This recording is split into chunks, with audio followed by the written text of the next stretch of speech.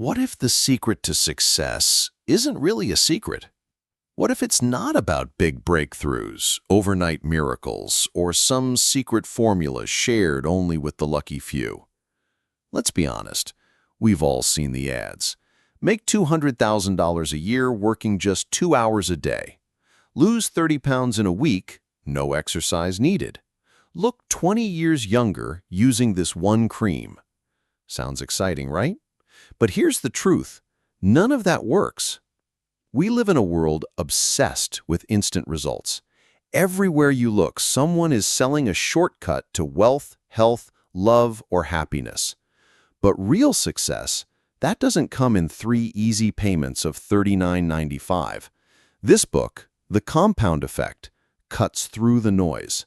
It brings us back to the basics, the timeless principles that actually work. No hype, no gimmicks, just real, lasting results. So, what is the compound effect?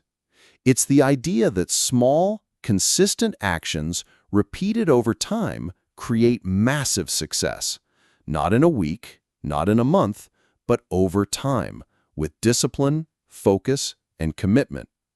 Author Darren Hardy isn't just giving you theory, he's lived this. He's tested these principles in his own life and business. For over 20 years, he's studied success, what makes people thrive and what holds them back. He's worked with top achievers, interviewed the world's best minds, and read thousands of articles and books on personal development. He's not impressed by flashy breakthroughs anymore, because when you've seen enough of the real stuff, you can spot fake success a mile away. As Darren's mentor Jim Rohn once said, "There are no new fundamentals. Truth is not new, it's old." This book is about those old truths, the unshakable fundamentals that lead to long-term success. And the best part? Anyone can apply them. No special talent, no fancy degree, no perfect background. Just small, smart choices made consistently over time. But here's a warning. Success isn't easy. It's slow, repetitive, and yes, sometimes boring. It takes patience, it takes discipline, it takes work. So if you're looking for a quick fix or an easy button, you won't find it here. But if you're ready to take full control of your habits, if you're tired of false promises, if you're serious about changing your life, then this book and the compound effect will change everything. You don't need more information, you need a new plan of action. This is the operator's manual for your success, the system behind everything that works. And once you learn to use it, there's nothing you can't achieve. Let's get started. Chapter 1. The Compound Effect in Action. You've heard the saying, slow and steady wins the race, right? Think about the tortoise and the hare. In that story, I'm the tortoise. Not because I'm the fastest, the smartest, or the most talented. I win because I've built positive habits, and more importantly, I stick with them every single day. That's the power of consistency, and I'm its biggest fan. Most people fail not because they don't start, but because they don't continue. They lack consistency. But I learned it early, from my dad. When I was just a baby, my parents split. My dad raised me on his own, and trust me, he wasn't the soft and cuddly type. He was a tough, no-excuses football coach. And that discipline shaped my life. Every morning, like clockwork, he'd be out in the garage lifting heavy weights right next to my bedroom. That pounding sound of metal hitting concrete, it was my alarm clock. On the wall, he had a huge sign painted, "No pain, no gain." Rain, cold, heat, it didn't matter. He showed up every single day. That consistency taught me something. It's not about motivation. It's about showing up whether you feel like it or not. After school, I had a long list of chores, raking leaves, sweeping, vacuuming, dishes, you name it. And falling behind in school? Not an option. Sick days? Only allowed if you were throwing up, bleeding, or, as Dad put it, showing bone. Yep, that actually came from one of his football games. A player asked to come out, and Dad said, "Not unless you're showing bone." The guy pulled back his jersey, his collarbone was sticking out. Only then was he allowed off the field. That was my dad. His philosophy was simple. If you're not naturally gifted, then you outwork everyone else. Not good at free throws? Shoot 1,000 a day until you get it. Bad at dribbling with your left hand? Tie your right hand behind you and practice for hours. Behind in school? Get a tutor and grind until you catch up. No excuses, just work. And the thing is, he walked the talk. From coach to top salesperson to business owner, he climbed every step with pure grit. But he didn't micromanage. He gave us space to figure things out. He believed in personal responsibility. You had to bring the results. Good grades? That meant a reward, like a giant banana split at Pring's, our favorite ice cream spot. Bad grades? No ice cream, no reward. Simple, clear, fair. And let me tell you, that banana split was worth working hard for. I looked up to my dad. I wanted to make him proud and feared letting him down. He didn't lecture me about drugs or peer pressure. He just said, "Be the guy who says no. Don't just follow the crowd. Be the one who stands out." That stuck with me. By the time I was 12, I had a schedule like a corporate executive. Sure, I complained sometimes, what kid doesn't? But secretly, I liked it. It gave me an edge. By 18, I was running a business and making 6 figures. By 20, I owned a house in a fancy neighborhood. By 24, I was earning over $1 million a year. And by 27, I had built a business worth more than $50 million. All before I turned 40. And my dad? He laughs about it now. He says, "There are a lot of ways to mess up a kid. At least my way worked out pretty well." Yes, I've had to learn how to slow down sometimes, to sit still, to take breaks without a business book in hand. But looking back, I'm grateful. Because what my dad taught me, and what I lived through, is the compound effect in action. Those little daily disciplines, they added up. They built everything I have today. But maybe you haven't had that kind of coaching. Maybe no one ever showed you how powerful small, consistent actions can be. That's okay. That's what this book is for. Let's be real.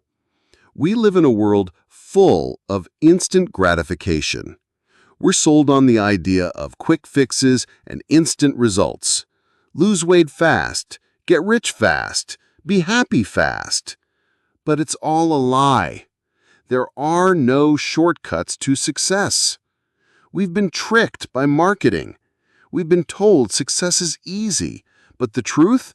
Success takes effort, time, and consistency. In the next chapters, we'll break down the biggest myths and I'll show you exactly how the compound effect works and how to make it work for you. Let's dive in. You haven't experienced the payoff yet. Let me tell you something important. The compound effect is all about making small, smart choices consistently over time. That's it. No big moves, no dramatic moments, just small decisions done daily. Sounds too simple? That's where most people go wrong. Here's what makes the compound effect so powerful. It works quietly, silently, invisibly at first. You don't lose 30 pounds in a week. You don't become a millionaire in a month. You don't master a new skill in 5 days. In the beginning, it feels like nothing is happening. You start going for a jog every morning, and after 8 days, you still look the same. You've been practicing piano for 6 months, and all you can play is chopsticks. You've been saving money for 3 years, but your investment account still looks tiny. So what do most people do? They give up. They say, this isn't working. It's too slow. It's not worth it. And that's the tragedy, because if they had just kept going, the results would have started to show. Think about it like this. Small, smart choices, done consistently, over time, equals radical transformation. It's a simple formula, but don't mistake simple for easy. This is why the compound effect is often ignored. We live in a world of instant everything, instant food, instant entertainment, instant answers. But success, real success, is never instant. It takes patience, faith, and persistence. Here's the truth. The steps you take might feel small. They might seem boring. They might even look pointless at first. But stacked up, over time, those steps will change your life. The compound effect is like planting seeds. At first, the soil looks the same. Days go by, weeks even, with no visible change. But under the surface, something is happening. Keep watering, keep showing up, and one day you'll see growth. And soon after that, the harvest will blow your mind. So don't be fooled by what you can't see yet. Keep taking those steps. Keep showing up, because the payoff is coming and it's going to be massive. Let's look at some examples of how this plays out in real life. The magic penny. Imagine this. Someone offers you 2 choices. Option 1, take $3 million in cash right now. Option 2, take just 1 penny, but it will double in value every day for the next 31 days. Which would you pick? Most people would grab the $3 million in a heartbeat. I mean, it's sitting right there. Instant money. No wait, no risk. But here's the twist. That tiny penny, if it doubles every day for 31 days, it'll be worth over $10 million by the end. Sounds impossible, right? Let's break it down. Day 1 to day 10. You chose the penny. Your friend takes the $3 million. After day 5, you've got 16 cents. Meanwhile, your friend is probably shopping for a new car. By day 10, you've made it to just $5.12. Your friend, still sitting on that huge $3 million. You're starting to wonder, did I make a mistake? Day 20. Now you're 20 days in, only 11 days left. Your penny is finally over $5,000. Not bad, but still a long way from $3 million. Your friend, still living large. You, still waiting, watching, wondering if this is ever going to work. But then something starts to happen. The magic of compound growth begins to reveal itself.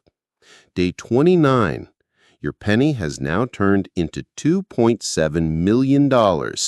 Your friend still has the original $3 million. You're almost there. But it's day 30 when everything changes. Now, your doubled penny is worth $5.3 million. And by day 31, that tiny penny explodes into a fortune of $10,737,418.24. You didn't just catch up, you completely blew past the $3 million. And that, my friend, is the power of the compound effect.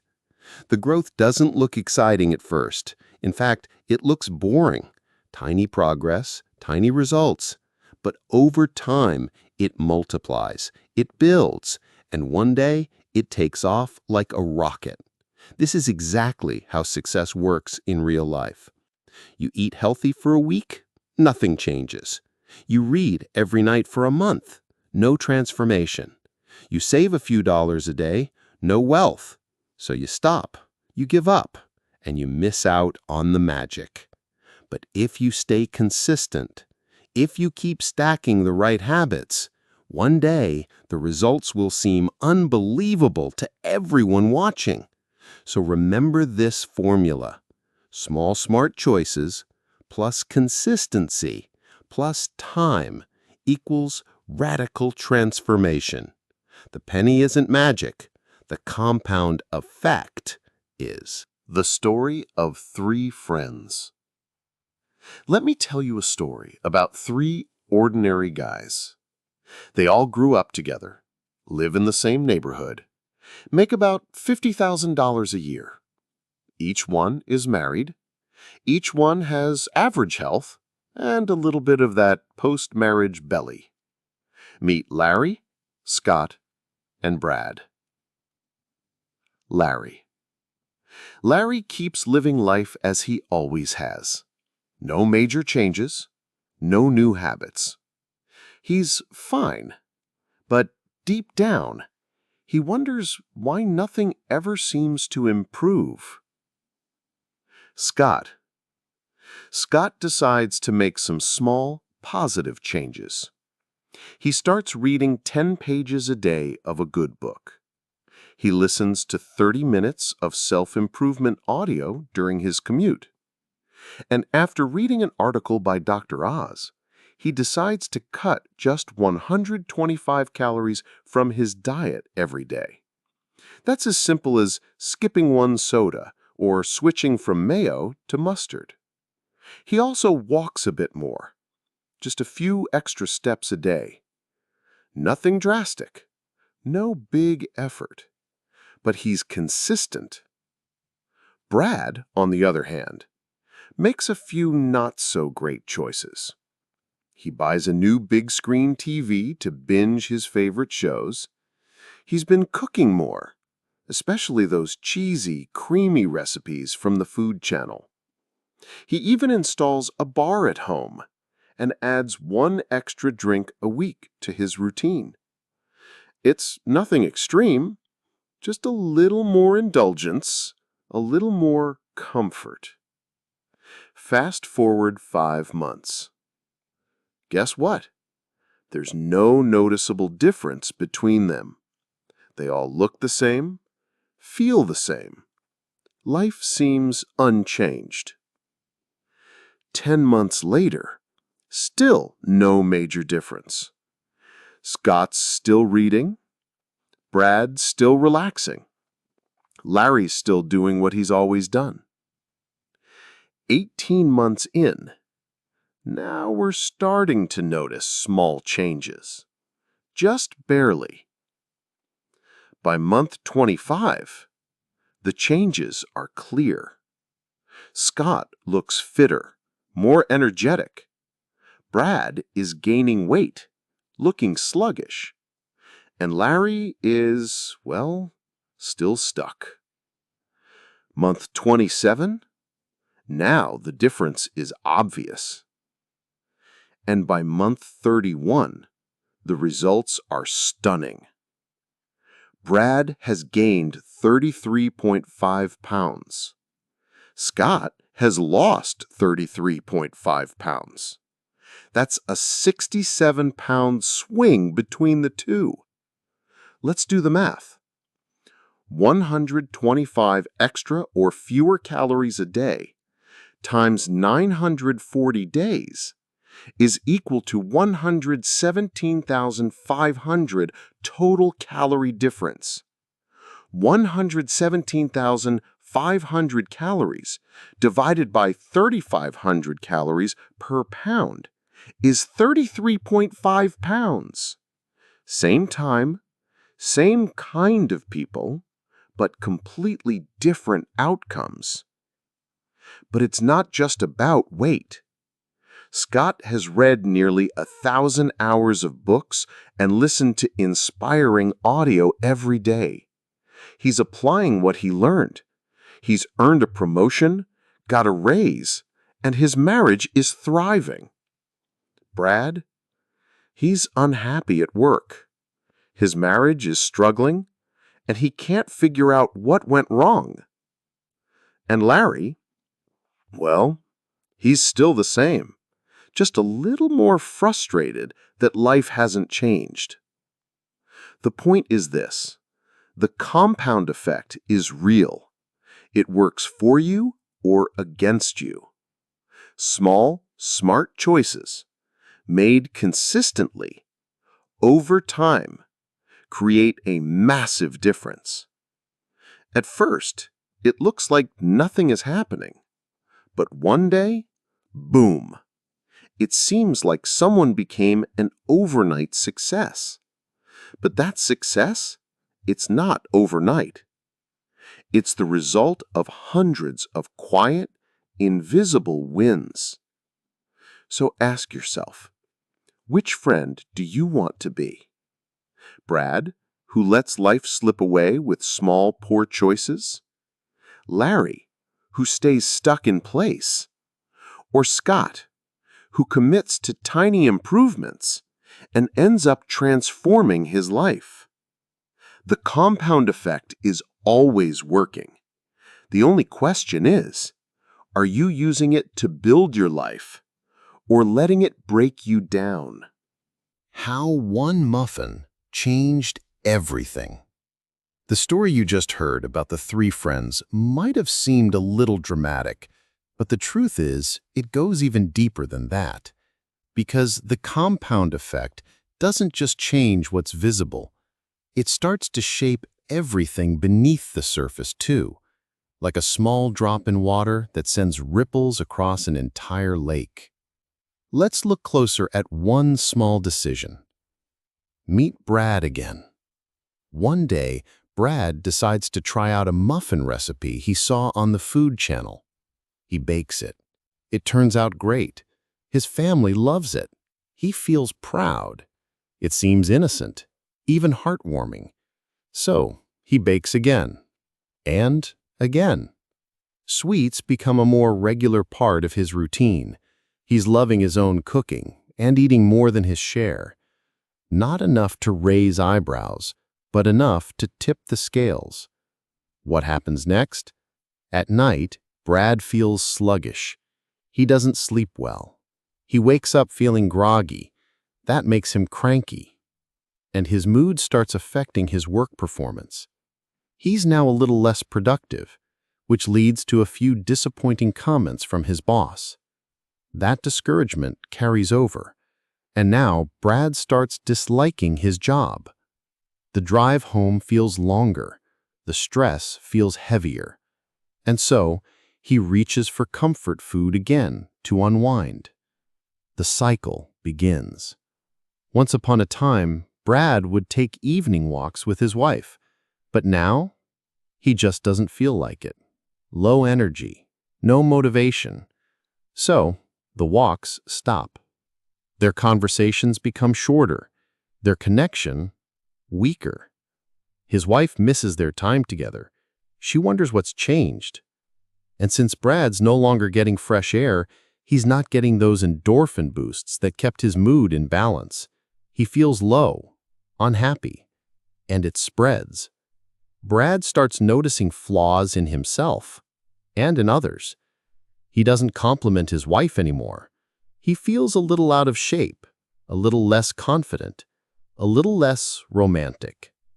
Late at night, he turns on the TV, not for entertainment, but for escape. His wife begins to feel lonely. She tries to talk to him. She complains, but Brad feels like she's just nagging. She becomes needy, then distant. She pours her energy into her work, spends more time with friends. Men begin to notice her, flirt with her. She doesn't cheat, but she feels seen again. Brad can feel something's off, but instead of looking inward, he blames her. He's confused, frustrated. He doesn't realize that it all started with that small muffin habit and how it snowballed into something so much bigger. Meanwhile, his friend Scott, the one reading 10 pages a day, he's thriving. He feels energized, focused, connected. He's getting promoted. He's more present at home. His relationship is flourishing. Not because he made one giant leap, but because he repeated simple daily disciplines consistently. That's what Jeff Olson, author of The Slight Edge, calls simple disciplines versus simple errors in judgment. Every day, we're making a choice, and the compound effect never stops working. The results are predictable, they're measurable, they're guaranteed if you stay the course. And that's the good news. You don't need to wait for some giant breakthrough or summon a dramatic burst of motivation. You don't need to perform a grand, heroic act. All you need is to take tiny steps, repeat them consistently, and give them time. That's all. Target? The truth is, we've been conditioned to believe in flashy, all-or-nothing transformations. Society praises big wins, not slow progress. But that mindset leaves people burned out, disappointed, and stuck. Instead, choose the quieter, smarter path. Choose the one that compounds. In the book, there's a chart, Figure 1, that shows two lines. At first, both are almost flat. No change, no result. But slowly, one line starts to curve upward. The other, downward. The gap between them grows and grows and explodes over time. That's the compound effect. It starts with tiny, invisible choices, but eventually, it creates massive, visible results. So, let me ask you this. Are you planting seeds for success or sowing the slow downfall of your own potential? Remember, one muffin didn't ruin Brad's life, but his daily choices did. Just like one salad didn't transform Scott, but his daily habits built a new life. The compound effect is always running in the background. It's not a matter of if it works. It's a matter of how you use it. Make it your ally and let it carry you toward the life you want, one small choice at a time. Why success often fails and how to avoid it. Let's face it, the hardest part of the compound effect isn't understanding it. It's sticking with it, day in, day out, before we can finally see the payoff. Because the truth? The rewards don't show up overnight. They show up slowly, quietly, then all at once. Our grandparents understood this. They didn't need TV infomercials promising six-pack abs in 30 days, or some guru selling real estate riches in just 6 months. No, they got up early, worked hard, 6 days a week, from sunup to sundown. They didn't chase shortcuts. They lived by something we've almost forgotten today. Hard work, discipline, consistent habits. That was their secret formula.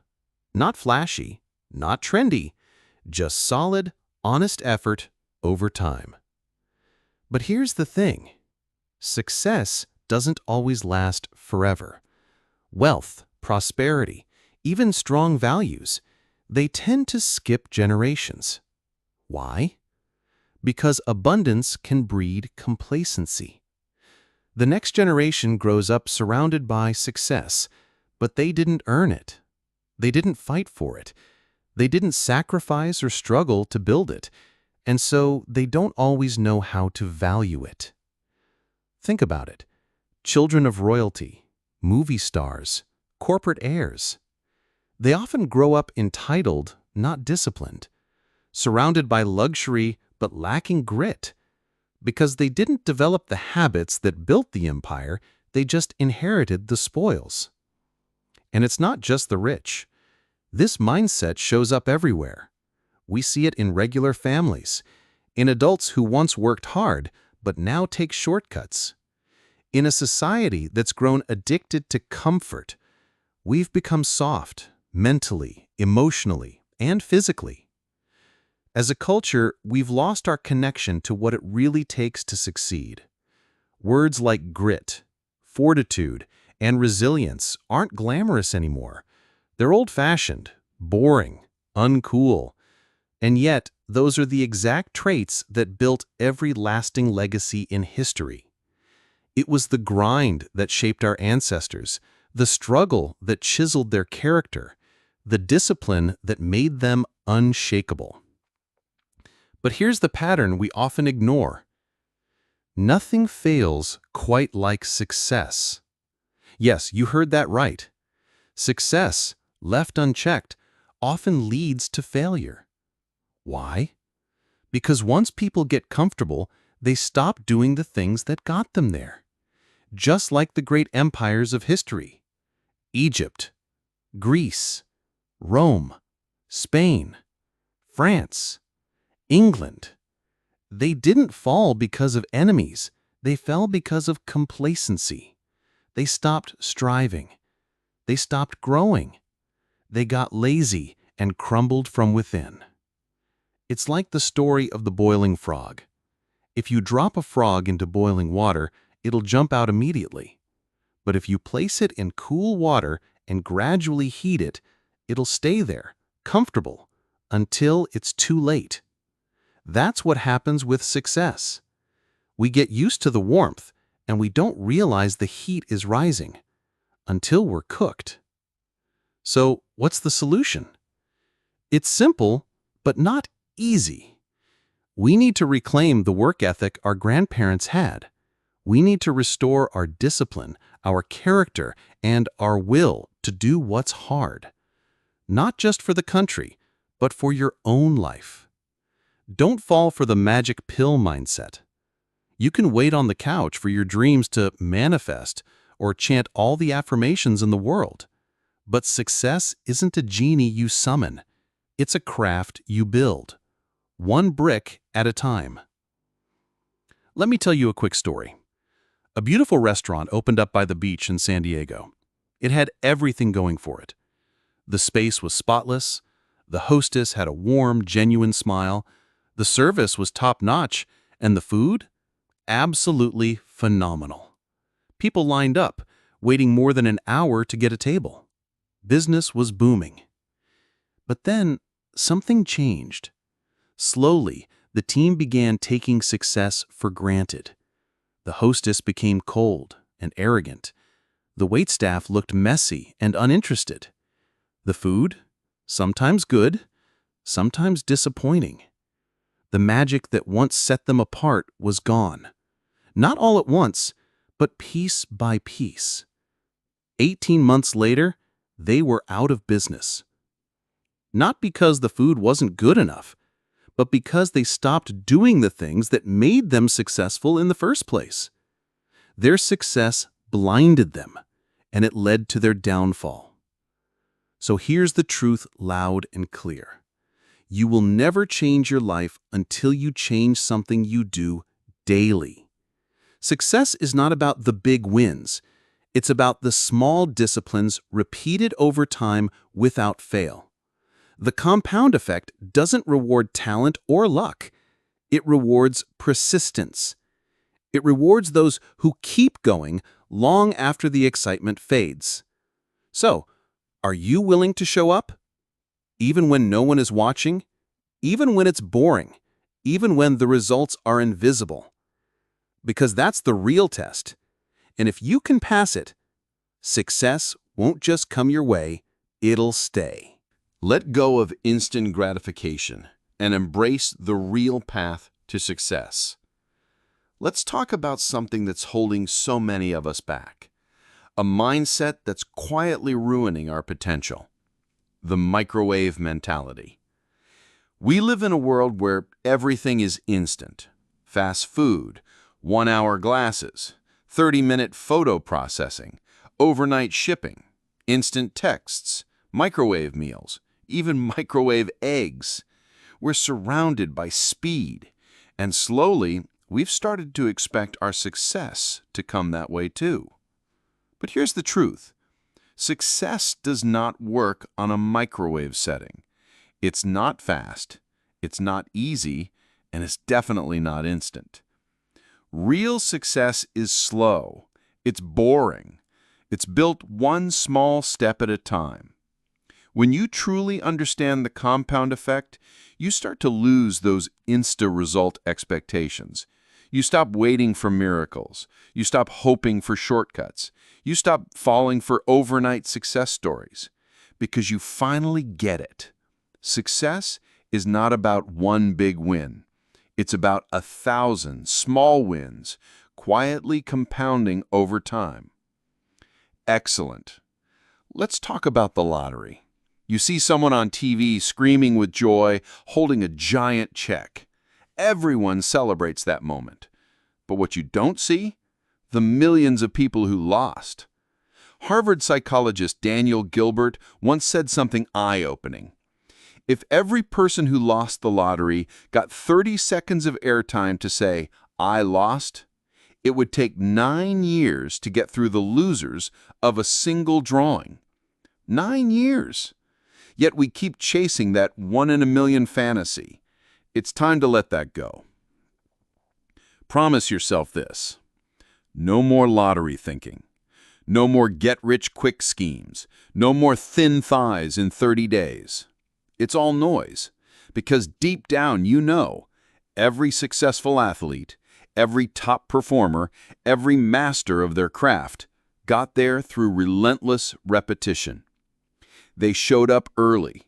They stayed late. They trained while others rested. They failed. They got frustrated. They felt lonely and tired, but they kept going. That's the truth you need to accept. Behind every great story is a grind you don't see. So here's what I want for you. By the end of this book, or maybe even right now, I want you to feel it in your bones. The only real path to success is through a consistent series of mundane, unsexy, repetitive disciplines. It's not glamorous. It's not Instagram-worthy, but it works. And if you stick with it, the life of your dreams, yes, your fairy tale ending, can absolutely be yours. The compound effect is always working. Always. Right now, as you're listening to this, it's either working for you or against you.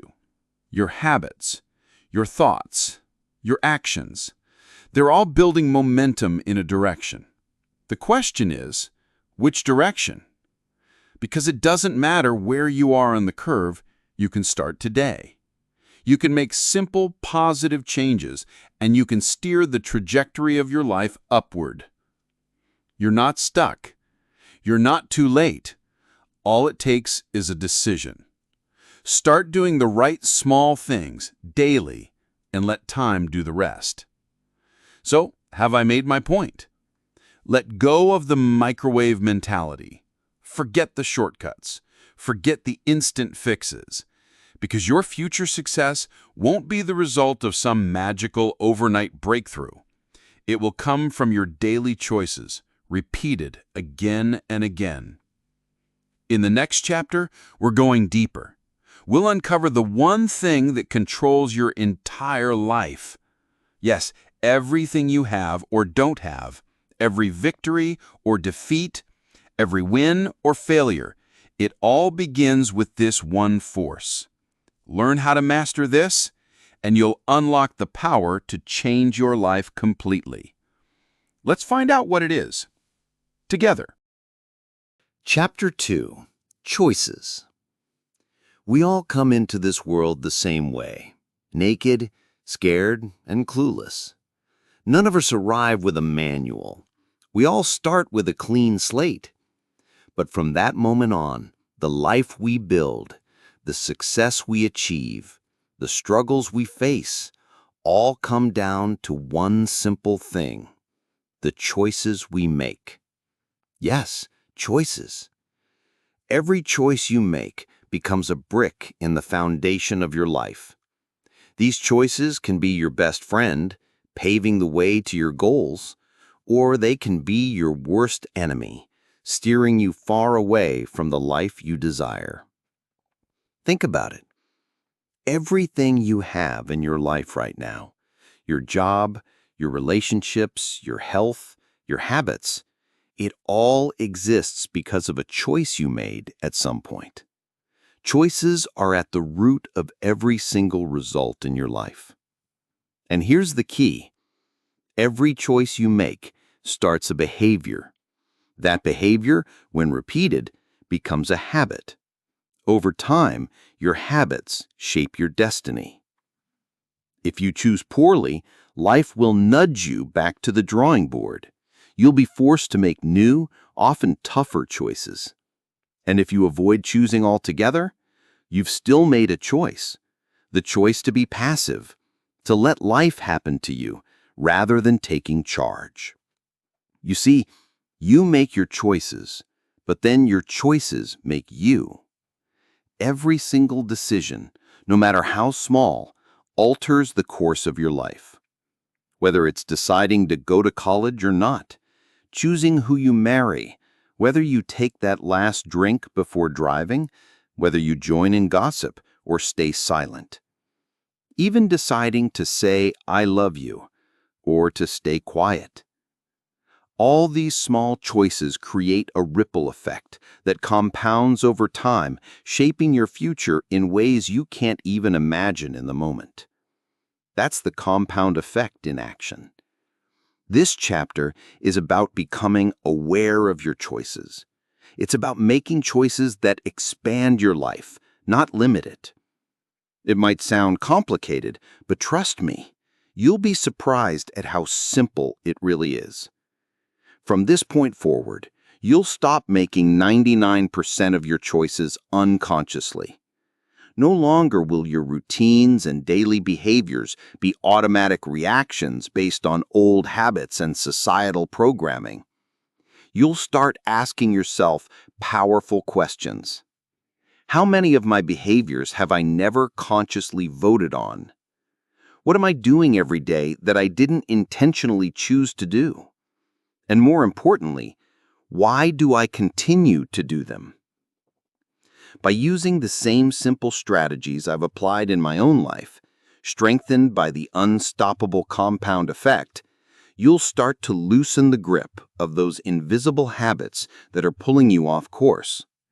You'll learn how to hit the pause button, giving yourself a moment to stop before you make a choice that leads you into idiot territory. You'll find that making smart choices becomes easier. You'll develop behaviors and habits that support your goals, not sabotage them. Now, here's something important. Your biggest challenge isn't that you've been making bad choices on purpose. Oh no, that would be easy to fix. If we knowingly made bad decisions, we could simply stop. The real problem is that you've been sleepwalking through your choices. Half the time, you're not even aware you're making them. It's not that you lack intelligence. It's not that you're lazy. The truth is, many of your choices are invisible to you because they are so deeply woven into your routines, habits, culture, and upbringing. You're following patterns that have been programmed into you over years, often without question. Let me ask you, have you ever been going about your day, enjoying life, when suddenly you make a stupid choice, or maybe a series of small, seemingly harmless choices that ultimately derail your progress? You didn't plan to sabotage yourself, but because you weren't actively thinking about your decisions, because you didn't pause to weigh the risks or the outcomes, you found yourself facing unintended consequences.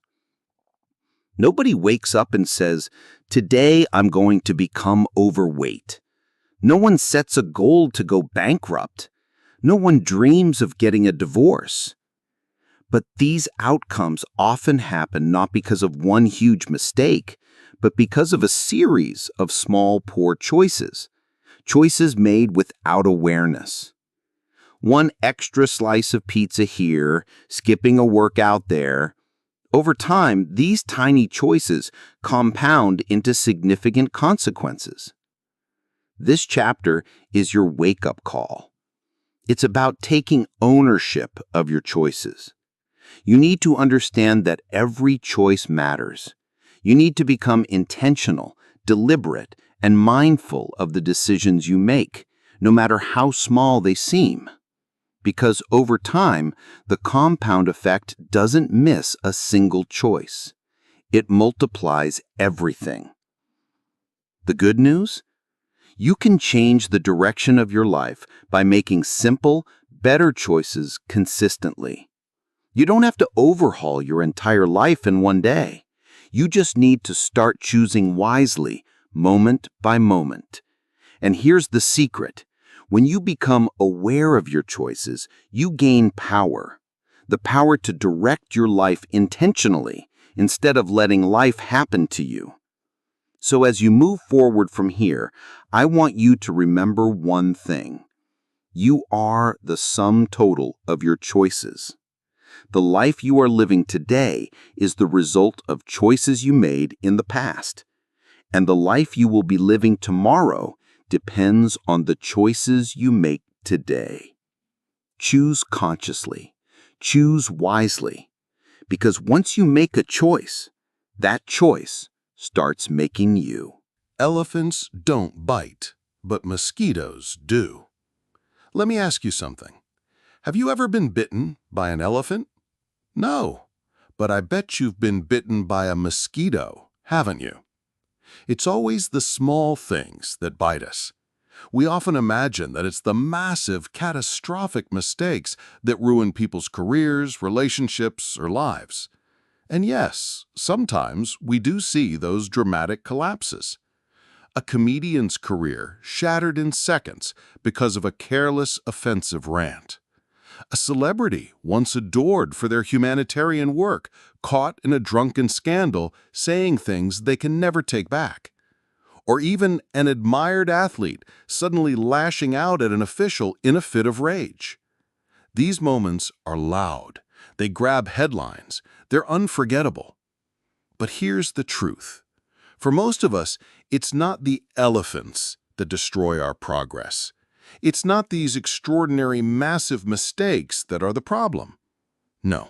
For people like you and me, it's the small, frequent, seemingly insignificant choices that slowly, almost invisibly, derail our success. I'm talking about the little decisions, the ones you think don't matter at all. It's the small, invisible habits that quietly pile up, unnoticed, and take you far off course. Sometimes these choices are obvious bad moves, careless and boneheaded. Sometimes they appear harmless, like small indulgences. And sometimes they even look like positive choices on the surface. But don't be fooled. These seemingly minor decisions can completely throw you off track simply because you're not mindful of them. You're on autopilot, not paying attention. And when you're not aware, the compound effect is still working, but it's working against you. You're still compounding, but in the wrong direction. Let me give you a few examples. You decide to grab a soda and a bag of chips. You're not really hungry, you're just bored. Before you know it, you've polished off the entire bag. And just like that, you've thrown away an entire day of healthy eating. But it was just a small choice, right? Another day, you sit down to relax and start watching TV. You tell yourself it's just for a few minutes. Maybe it's even an educational documentary, so it feels productive. But 2 hours pass, and suddenly, you realize you've run out of time to prepare for tomorrow's big presentation, the one that could land you a valuable client. Or here's another. In a casual conversation with a loved one, you blurt out a small, unnecessary lie, a knee-jerk reaction. The truth would have been easier, but you said the lie anyway. Why? You don't even know. What's going on here? It's simple. You've allowed yourself to make choices without thinking. And as long as you're making unconscious choices, you have no control over the outcomes. You can't correct behaviors you're not even aware of. You can't build productive habits if you're sleepwalking through your decisions. This is where the compound effect becomes dangerous. Because remember, the compound effect always works. It never stops. The only question is it working for you or against you? It's time to wake up. It's time to become mindful of your small, everyday choices. Because it's not the elephants that will destroy your goals. It's the tiny mosquitoes, those small, seemingly harmless decisions that you allow to slip through unchecked. When you become aware of these choices, you can take back control. You can pause. You can choose consciously. And you can turn ineffective behaviors into powerful, productive habits. It's never about doing one big thing right. Success is built on doing small things right, consistently, over time. So from today onwards, watch out for the mosquitoes. Thanksgiving year-round. The power of gratitude in relationships. It's easy to point fingers at others, isn't it? My boss is the reason I'm not getting ahead. I missed that promotion because of a backstabbing coworker. I'm always in a bad mood because my kids drive me crazy. We all do it. Blaming others for our problems is a natural reflex, especially in relationships, romantic ones in particular. It's always the other person who needs to change, right? Wrong. A few years ago, a friend of mine was stuck in this exact mindset. He would complain endlessly about his wife. According to him, she was the source of his unhappiness. But from where I stood, his wife was a wonderful woman. Honestly, I thought he was lucky to have her. Yet, no matter what I said, he kept pointing out her flaws, blaming her for everything wrong in his life. That's when I decided to share with him an experience that had transformed my own marriage. One Thanksgiving, I made a decision. I decided to keep a Thanksgiving journal for my wife. Every single day for an entire year, I wrote down at least one thing I appreciated about her. It could be something simple, the way she laughed with her friends, how she cared for our dogs, the way she made our bed, a delicious meal she cooked, or even how beautifully she styled her hair. No matter how small, I wrote it down. I started noticing things I had previously overlooked, the small acts of kindness, the subtle gestures of love, the unique qualities that made her who she was. Day by day, entry by entry, I filled up that journal. For a whole year, I focused on what she was doing right. The following Thanksgiving, I gave her that journal as a gift. She cried. She told me it was the best gift she had ever received, better than the BMW I'd given her for her birthday. But here's the truth. The person most affected by this journal wasn't her. It was me. You see, by choosing to focus on my wife's positive qualities every single day, my perspective began to shift.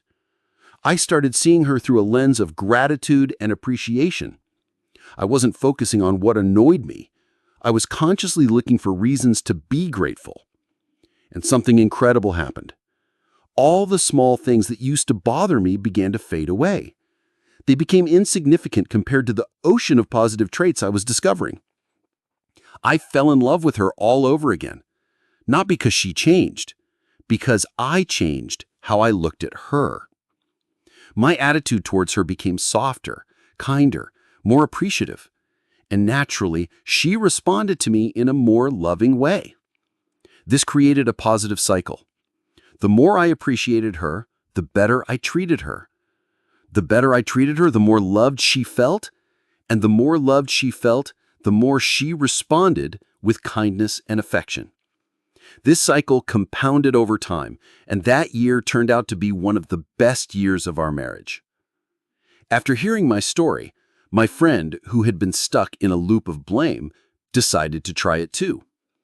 He started his own Thanksgiving journal for his wife. At first, it was hard for him. His habit of focusing on her flaws was strong, but slowly, as he forced himself to look for her good qualities, things started to shift. Within a few months, his entire perspective changed.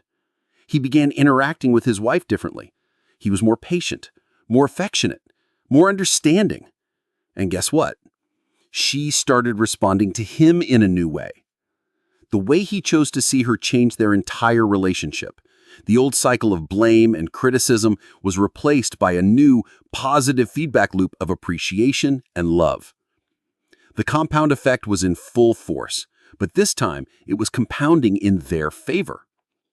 All of this started from a simple, daily act that took 5 minutes. 5 minutes of intentional gratitude. 5 minutes of consciously choosing to focus on what's right instead of what's wrong. So here's the takeaway.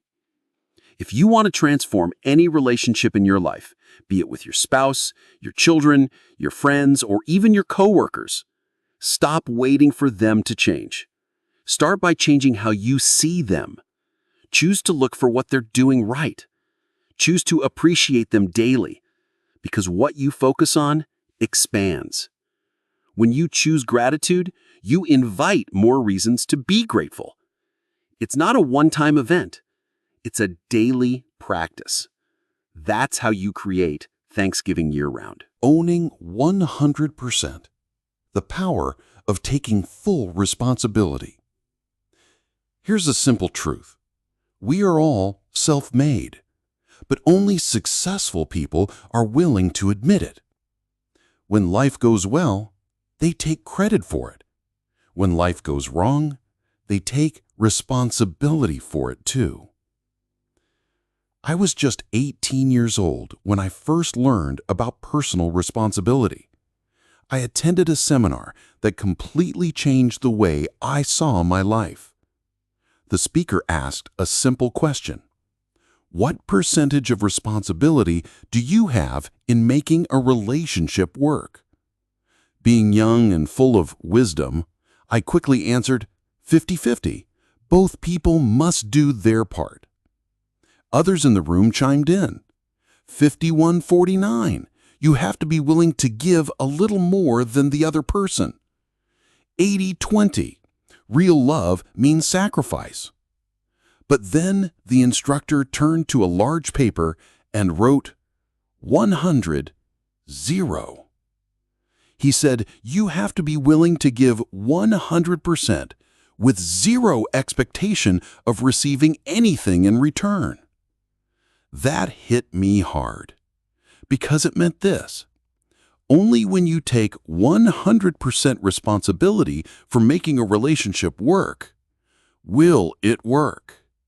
If you leave it to chance, blaming the other person, or waiting for them to change, it will always be unstable. But this idea wasn't just about relationships. It applied to everything in life. If I chose to take 100% responsibility for my choices, my actions, and even how I responded to what happened to me, I would hold the power. Everything would be up to me. No more blaming the economy, my boss, the weather, my upbringing, or any other excuse. Now, I know most people think they already take responsibility for their lives. But look closely. Have you ever blamed traffic for being late? Or said you're in a bad mood because of something your spouse or coworker did? Maybe you said, I couldn't finish the work because the printer was slow. Or, I'm stressed because my teenager is being unreasonable. In all these situations, you're handing over your power. You're saying your life is controlled by others, by circumstances. But here's the truth. You were late? Maybe you should have left earlier. The printer was busy? Shouldn't you have printed it sooner? The presentation got messed up. Did you double-check it? Your teen is difficult? There are tons of books and resources to help you improve how you handle it. You are 100% responsible for everything you do, don't do, or how you react to what happens to you. This mindset will change your life. It changed mine. I realized that success isn't about luck or the perfect situation or waiting for someone else to fix things. If it's going to be, it's up to me. No matter who's in charge of the country, no matter what's happening in the economy, no matter what someone else says or does, I am in control of me. When you choose to give up the habit of blaming, when you stop waiting for someone else to fix things, when you take 100% ownership of your life, you become free. You hold the power to change your destiny. And that's the ultimate jackpot. Getting lucky, the truth about luck and success. Maybe you've thought to yourself, I'm just not lucky. Maybe you believe that some people are destined for success, while others are doomed to struggle. But here's the truth. That's just an excuse. The difference between people who are rich, happy, and healthy and those who are broke, depressed, and unhealthy is not luck. It's the choices they make, day after day, moment by moment. Sure, luck exists, but it's not what you think. If you woke up today, if you're breathing, if you have your health, if you have some food in the kitchen, you are lucky. Many people in this world don't even have that. The problem is most people don't recognize how lucky they already are. Luck is not some magical force that picks favorites. It's not a lottery ticket that randomly lands in someone's lap. Luck is something that everyone has access to. But what separates the successful from everyone else is how they respond when luck shows up. I once asked Richard Branson, the billionaire entrepreneur, whether he believed luck played a part in his success. He said something powerful. Yes, of course, we are all lucky. If you live in a free society, you are lucky. Luck surrounds us every day. We are constantly having lucky things happen to us, whether you recognize it or not. I have not been any more or unlucky than anyone else. The difference is, when luck came my way, I took advantage of it. That last part is key. Luck is useless if you're not prepared to act on it. We've all heard the old saying, luck is when opportunity meets preparation. That's true, but I believe there's more to it. There are two other ingredients that most people forget about when it comes to getting lucky. Those two are awareness, taking action. You see, opportunities are all around you, every single day. But most people are too distracted, too busy, or too negative to notice them. That's where awareness comes in. You have to train yourself to see the small chances, the hidden opportunities that others overlook. And once you see them, you need to act immediately. That's the second ingredient, action. Many people see opportunities, but they hesitate, they overthink, they wait for the perfect time. And by the time they're ready, the opportunity is long gone. So, if you want to be lucky, here's the formula. Prepare yourself. Develop your skills, mindset, and readiness. Stay aware. Keep your eyes open for opportunities. When luck shows up, take action without delay. Success isn't about luck choosing you. It's about you being ready to choose luck when it arrives. The complete formula for getting lucky. People often think luck is this magical force that randomly blesses some people and ignores others. But here's the truth. Luck isn't random. Luck follows a formula. And once you understand it, you'll see that luck isn't about chance. It's about preparation, mindset, and action. Here's the simple formula for getting lucky. Preparation plus attitude plus opportunity plus action equals luck. Let's break that down. Number 1, preparation. Be ready before luck knocks. Luck loves people who are prepared. When you're constantly improving yourself, building your skills, gaining knowledge, expanding your network, and strengthening your resources, You position yourself to take advantage of opportunities when they show up. The legendary golfer Arnold Palmer once said, "It's a funny thing. The more I practice, the luckier I get." That's not a coincidence. When you prepare daily, you create your own luck because you're ready to act when a chance appears. Number 2, attitude. You'll only see luck if you believe in it.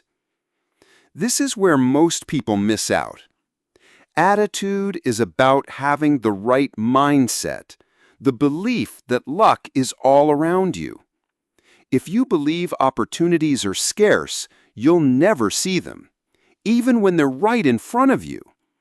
But if you train your mind to look for the positive, to search for chances, you'll start noticing opportunities everywhere.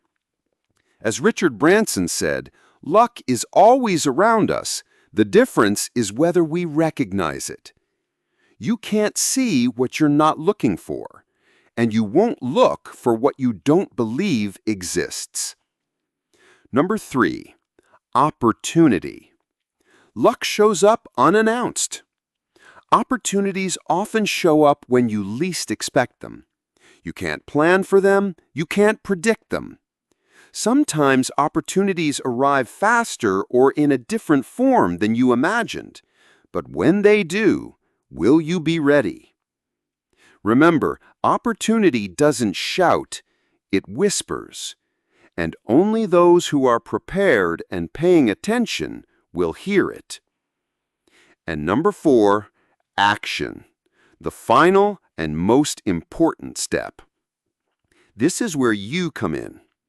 It doesn't matter how many lucky breaks life sends your way. If you don't take action, they're worthless. Opportunities are meaningless without action. This is the difference between people like Richard Branson and, well, people like Joseph Wallington. Who's Joseph Wallington? Exactly. You've never heard of him. That's because he failed to act on the lucky opportunities that came his way. So here's the hard truth. Stop blaming your circumstances. Stop complaining about the cards you were dealt or how unlucky you've been. There are countless people with fewer resources, bigger challenges, and tougher lives than you, yet they're wealthier, happier, and more fulfilled. Why? Because they prepared. They kept a positive attitude. They noticed opportunities, and most importantly, they took action. Luck is an equal opportunity giver. Lady Luck shines on everyone, but while most people walk around with their umbrellas up, shielding themselves from opportunity, successful people keep their faces turned up, ready to receive it. When it comes down to it, it's all on you. Luck isn't magic. It's a choice. And it starts with you deciding to be prepared, to stay positive, to spot opportunities, and to take immediate action. The high price of tuition at UHK, the University of Hard Knocks. Let me tell you a story. Nearly a decade ago, I was invited to join a new startup business as a partner. I invested a huge sum of money, over $330,000, and worked non-stop on it for almost 2 years.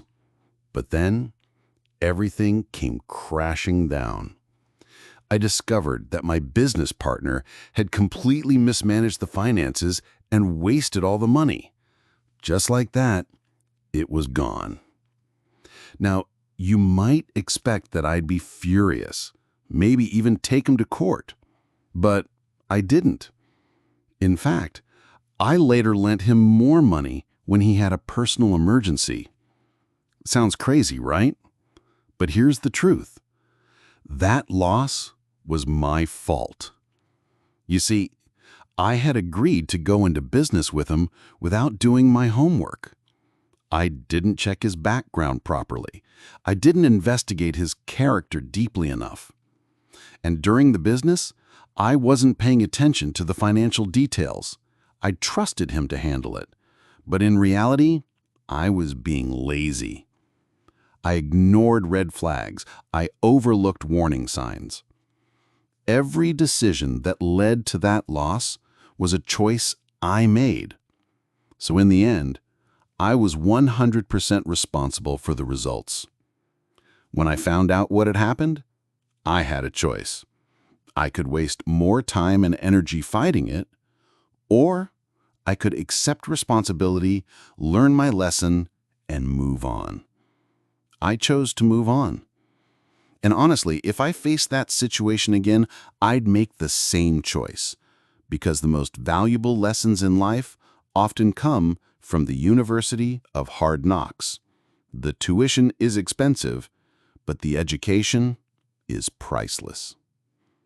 Now, I'm challenging you. No matter what has happened to you in the past, no matter who wronged you, betrayed you, or let you down, take complete responsibility for it. Good or bad, victory or defeat, own it. My mentor, Jim Rohn, once said, "The day you graduate from childhood to adulthood is the day you take full responsibility for your life." So let me ask you, are you ready to graduate? Today is your graduation day. From this moment on, choose to take 100% responsibility for your life. No more excuses, no more blame. Understand this: your choices have the power to free you, as long as you're willing to own them. It's time to make the choice to take control. Because when you do, you'll no longer be a victim of circumstances. You'll be the author of your destiny. It's all on you. Your secret weapon, your scorecard. Let me share with you one of the most powerful strategies I've ever used to improve my life. It's simple, but it's a game changer. This strategy will help you control your daily choices. And when you control your choices, everything else starts to fall into place. Your habits, your behaviors, your results, they all start aligning like loyal soldiers marching toward your goals. Here's how it works. Right now, I want you to think about one area of your life that you want to improve. Maybe you want more money in your bank account. Maybe you want to lose weight, or build a stronger relationship with your spouse or kids. Or maybe you want the strength to run a marathon or compete in an Ironman event. Whatever it is, picture it clearly. Now, think about where you are in that area today. And then, picture where you want to be. Richer, fitter, happier, stronger. The first step to any change is awareness. You cannot change what you're not aware of. If you want to get from where you are to where you want to be, you need to start paying attention to the small choices that are silently steering you in the wrong direction. So here's the secret weapon I'm giving you today. I want you to track your choices. Every single action related to that area of life you want to improve, write it down. If you want to get out of debt, track every penny you spend. If you want to lose weight, track everything you eat and drink. If you're training for a big athletic event, track every step, every workout, every rep. It's simple. Just carry a small notebook with you, something that fits in your pocket or purse. Keep a pen or pencil with it, and write everything down. Every day. No exceptions. No excuses. As if Big Brother is watching you. As if I, along with my dad, will show up and make you do 100 push-ups for every missed entry. Now, I know what you're thinking. Writing things down on a piece of paper, that's it? Yes, that's it. It may sound too simple to be effective, but I promise you, this is one of the main reasons behind my success. Tracking your actions forces you to stay conscious of your decisions. And here's the thing. As my mentor Jim Rohn used to say, what's simple to do is also simple not to do. That's the trap. The magic isn't in the complexity of the task. The magic is in doing simple things consistently long enough to unleash the power of the compound effect. But be careful. Most people neglect the simple things that create the biggest results in life. That's the real difference between successful people and unsuccessful people. Successful people are willing to do the small, tedious, boring things that others are not. They're willing to stay disciplined when others get lazy. They're willing to track their progress when others lose focus. So, every time you face a difficult or tedious choice, remember this: the simple things done consistently are what create extraordinary success. Your scorecard is your secret weapon. Use it. Money trap, the power of tracking. Let me share with you a tough lesson I learned the hard way. Back in my early 20s, I was making a lot of money selling real estate. Life was good, or so I thought. One day I sat down with my accountant, and he looked me straight in the eyes and said, "You owe over $100,000 in taxes."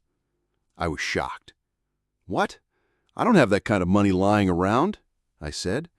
He calmly asked, "Why not? You earned several times that amount. Didn't you set aside money for taxes?" That's when I had to admit something painful. I don't know where the money went. The truth was, the money had slipped through my fingers like water. I wasn't paying attention. Then my accountant did me a huge favor. He gave me a reality check. He said, "Son, you're spending money like a drunken fool. You don't even know where the money's going. That's stupid. Stop it. You're digging your financial grave with your own wallet." That was a wake-up call. He told me to do one simple thing that completely changed my life. For the next 30 days, carry a small notebook in your pocket. Write down every single cent you spend. Whether it was $1,000 for a new suit or 50 cents for air at the gas station, it all had to go in the notebook. And you know what happened?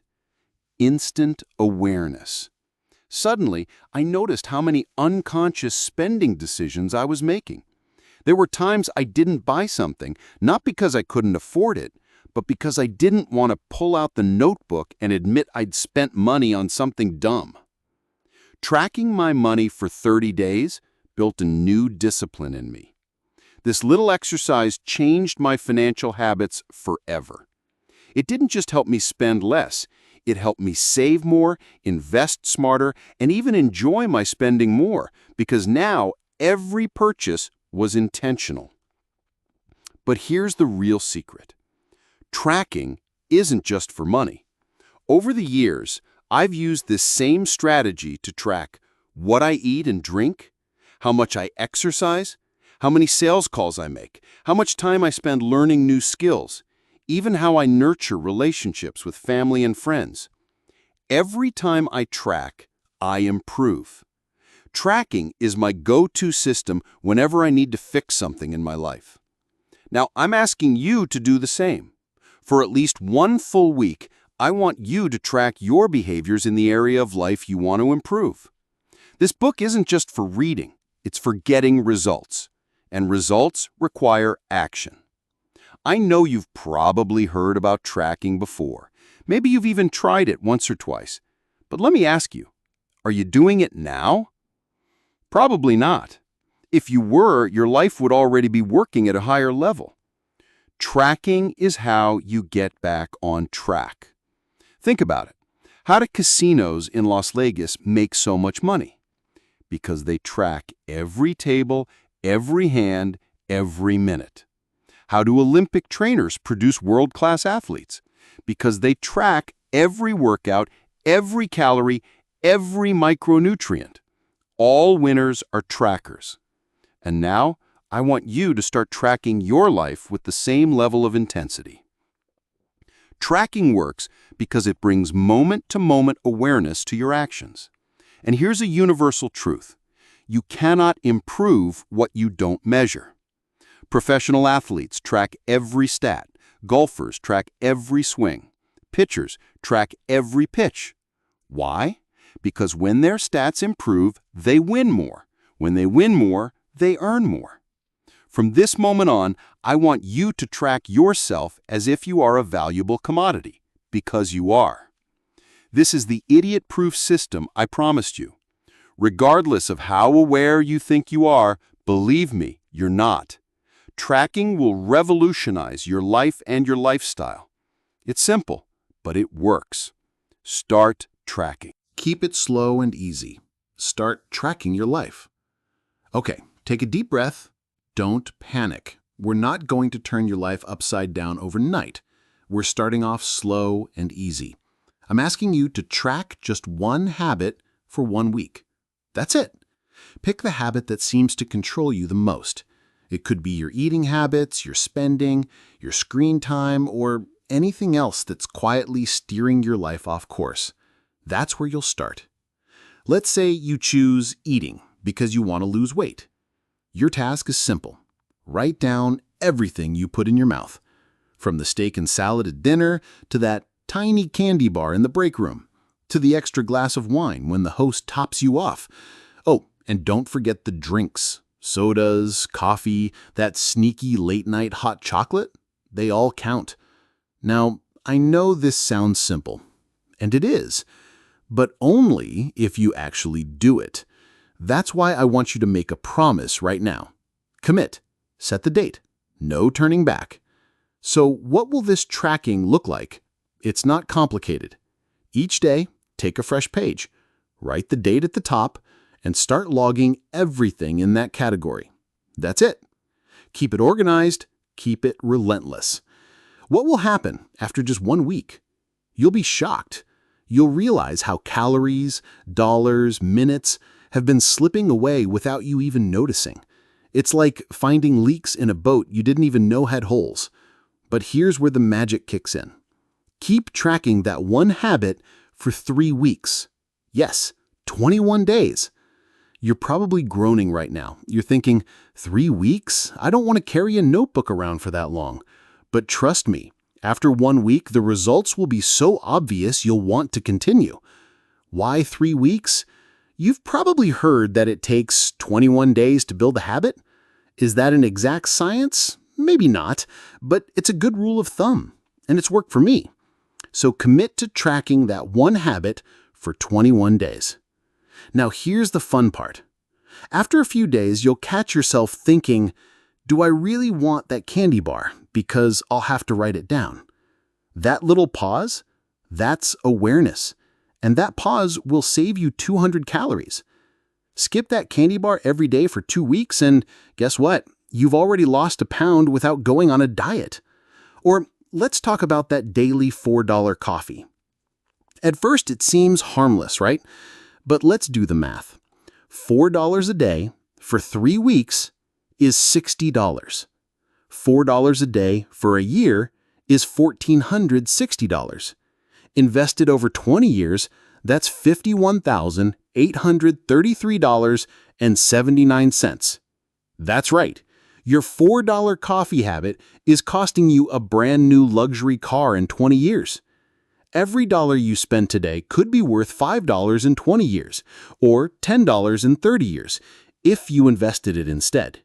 So next time you look at a $50 item in a store, ask yourself, is this worth $250 of my future money? If the answer is yes, go for it. But if not, put it back on the shelf and thank future you for being smarter. Think about how often we go to stores like Costco. You walk in with a plan to spend $25, and somehow you walk out $400 later. We all do it. But once you start tracking, you'll see those $50 fun purchases through a different lens. When you track like this, you stop sleepwalking through life. You wake up. You become aware, and you start making better choices, all with a simple notebook and a pen. It's so simple, yet so powerful. That's the compound effect in action. Small, smart choices made consistently over time will change your life forever. The unsung, unseen hero. Small steps, big impact.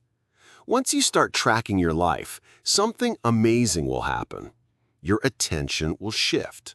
You'll begin noticing the smallest things you're doing right and the tiniest things you're doing wrong. And here's the key.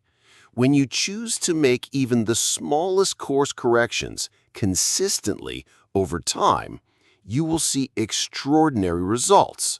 But here's the catch. Don't expect instant applause. No one will notice. There won't be a trophy. No congratulations card in the mail. That's because these small adjustments are invisible at first. But don't let that fool you. Over time, these tiny disciplines will compound into something massive. Think about it like this. A horse wins a race by just a nose, barely an inch. Yet the prize money for first place is 10 times more than second place. Is that horse 10 times faster? No. It's just a tiny bit better. But that tiny bit makes all the difference when it's been compounded through extra laps in training, better nutrition, a more disciplined jockey. Let's look at golf. After hundreds of tournaments and thousands of swings, the difference between the #1 golfer in the world and the #10 golfer is just 1.9 strokes. That's it. But the difference in prize money? Over 5 times more. We're talking $10 million versus $2 million. The #1 golfer isn't 5 times better, not even 50% or 10% better. In fact, his average score is only 2.7% better than the #10 golfer. But that small margin leads to massive rewards. That's the compound effect in action. It's not the big wins that separate the great from the good. It's the hundreds, thousands, and millions of tiny choices no one sees. It's those early mornings, those few extra practice swings, that extra rep at the gym, that skipped dessert. Each action seems invisible in the moment, but together they separate the ordinary from the extraordinary. So if you want extraordinary results, stop looking for big leaps. Start focusing on small, consistent actions. Track them, adjust them, and watch how, over time, they transform your life. Take a walk. The power of small leadership actions. Let me share a story with you. I was mentoring a CEO named Phil. Phil's company was doing over $100 million a year in sales. On paper, things looked great. But when I'd visited his office, I noticed something. There was a lack of energy. The culture felt disconnected. The employees seemed to be working, but not with passion or pride. It wasn't hard to figure out why. Phil had not walked through parts of his own building in over 5 years. He had never even spoken personally to 80% of his staff. He lived in a bubble, surrounded only by his top management. I challenged him with a simple task. 3 times a week, step outside your office, walk around the building, and find 3 employees who are doing something right. Give them a genuine compliment. That's it. This small action took Phil less than an hour a week. But over time, it created massive results. The employees who got his recognition started working even harder to earn more of his appreciation. Others saw this and were inspired to step up their game. Slowly, the entire company culture began to shift. Their positive attitude flowed into how they treated customers. Customer service improved, repeat business increased. Word-of-mouth referrals grew. And here's the kicker. In just 18 months, Phil's company saw net profits grow by over 30%. Same employees, no extra marketing budget, no big corporate overhaul. All from one small habit done consistently. This is the compound effect at work. Tiny steps, repeated over time, leading to extraordinary outcomes. Never underestimate the power of a simple walk. The Money Tree. How $33 made her a millionaire. Let me tell you a story about Kathleen, one of my amazing assistants. 12 years ago, Kathleen was earning $40,000 a year. One day, after one of my seminars, she walked into my office and said, "Darren, I heard you talk about saving 10% of everything you earn. That sounds nice, but there's no way I can do that. It's impossible." She showed me her list of bills: rent, groceries, car payments. At the end of the month, there was nothing left. She said, "I need a raise." But I told her, "I'll give you something better. I'm going to teach you how to become wealthy." Step 1. I asked Kathleen to start tracking her spending. Step 2.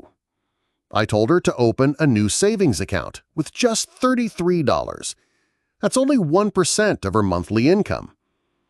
To find that $33, I suggested something simple. Bring lunch from home just one day a week instead of eating out. The next month, she saved 2% by making another small adjustment. We cut her cable package. Month after month, she made tiny, almost invisible changes. She canceled her People magazine subscription. She stopped buying Starbucks coffee twice a week and instead made her own gourmet coffee at the office. By the end of the year, Kathleen was earning 10% of her income. And the best part? She didn't even feel like she was sacrificing her lifestyle. But something else happened too. Saving money awakened her creativity. She started looking for ways to save and make money for our company. She came to me with a proposal. "If I can find ways to save the company money, will you give me 10% of the savings? And for new revenue ideas, will you give me 15% of the profits?" I agreed. By the end of her second year, Kathleen was earning over $100,000 a year, all from her base salary of $40,000. Soon after, she launched her own independent consulting business. Fast forward. I ran into Kathleen at an airport recently. She's now earning over $250,000 a year, and she's built more than $1 million in assets. It all started with saving just $33 a month. That's the compound effect. Small, simple actions, done consistently over time, turning into a financial transformation. Kathleen didn't need a raise. She needed to plant her money tree. Time is of the essence. Start small, start now. Here's a simple truth. The earlier you start making small changes, the more powerfully the compound effect will work for you. Let me give you an example. Imagine your friend listens to Dave Ramsey's advice and starts investing $250 a month in an IRA right after college at age 23. But you wait until you're 40 years old to start saving. Maybe you got distracted. Maybe you started saving once but stopped because you didn't see any big gains. Fast forward. Your friend stops investing at age 40. She doesn't put in another dime after that. You, on the other hand, keep investing $250 every single month, all the way until retirement at 67. But guess what? When you're ready to retire, she will have over $1 million. You'll have less than $300,000. Even though you invested for a lot longer and put in $27,000 more than she did, you end up with 1/3 of what she has. That's the price of procrastination. Waiting to start those small, important habits costs more than you think. Now, you might be telling yourself, "I've started so late, I can never catch up." But that's just a story in your head. It's never too late to benefit from the compound effect. Let's say you've always wanted to learn piano, but you're about to turn 40 and you feel it's too late. If you start now, by the time you're 65, you could be a master pianist. That's 25 years of experience. And it all starts with the first tiny step. But what if 25 years feels too long? What if you only have time or patience for 10 years? Here's where it gets exciting. In his book Focal Point, Brian Tracy explains how to improve any area of your life by 1,000%. Sounds huge, right? But here's how simple it actually is. You improve by just 0.1% each workday. That's 1 out of 1,000. Could you do that? Of course, anyone can. Here's what happens. After a week, you've improved by 0.5%. After a month, you're 2% better. Compounded over a year, that's a 26% improvement. That might still seem small, but wait for the magic of compounding. At this pace, your income and performance will double every 2.9 years. By the end of 10 years, you'll be 1,000% better than where you started. You won't need to work 1,000% harder. You won't need to work 10 times more hours. Just improve a tiny bit every single day. That's the compound effect. Small, smart choices done daily turn into extraordinary results. The key? Start now, no matter how late you think it is. Success is a half marathon. Small steps, big wins. Let me tell you a story about Beverly. She worked as a salesperson in a company I was helping to turn around. One day, Beverly told me, "My friend is running a half marathon this weekend, but me? I can't even climb a flight of stairs without getting winded." She was significantly overweight and truly believed she could never do such a thing. But here's what I told her. If you want to, you can choose to do what your friend is doing. Of course, Beverly laughed it off. "There's absolutely no way," she said. But instead of arguing, I asked her one simple question. Why would you want to run a half marathon? Her eyes lit up. "My 20-year high school reunion is next summer," she said, "and I want to look fabulous." Bingo! We had found her why power, a deep, personal reason to change. Now, you probably know how most people approach fitness goals. They buy an expensive gym membership, hire a personal trainer, spend a fortune on fancy workout gear, go all in for a week, and then quit. That's not what I wanted for Beverly. So we started small. I asked her to drive around the block and map out a 1-mile loop near her house. Then I gave her a simple challenge. Walk that loop 3 times over the next 2 weeks.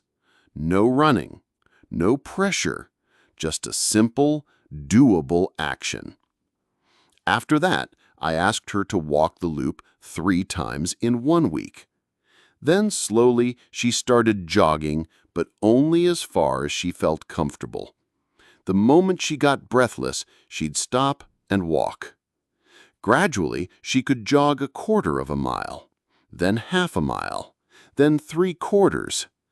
After 7 weeks, Beverly was jogging the whole loop, 1 mile, non-stop. It might seem like a small victory, but it was a game changer. The compound effect had been set in motion.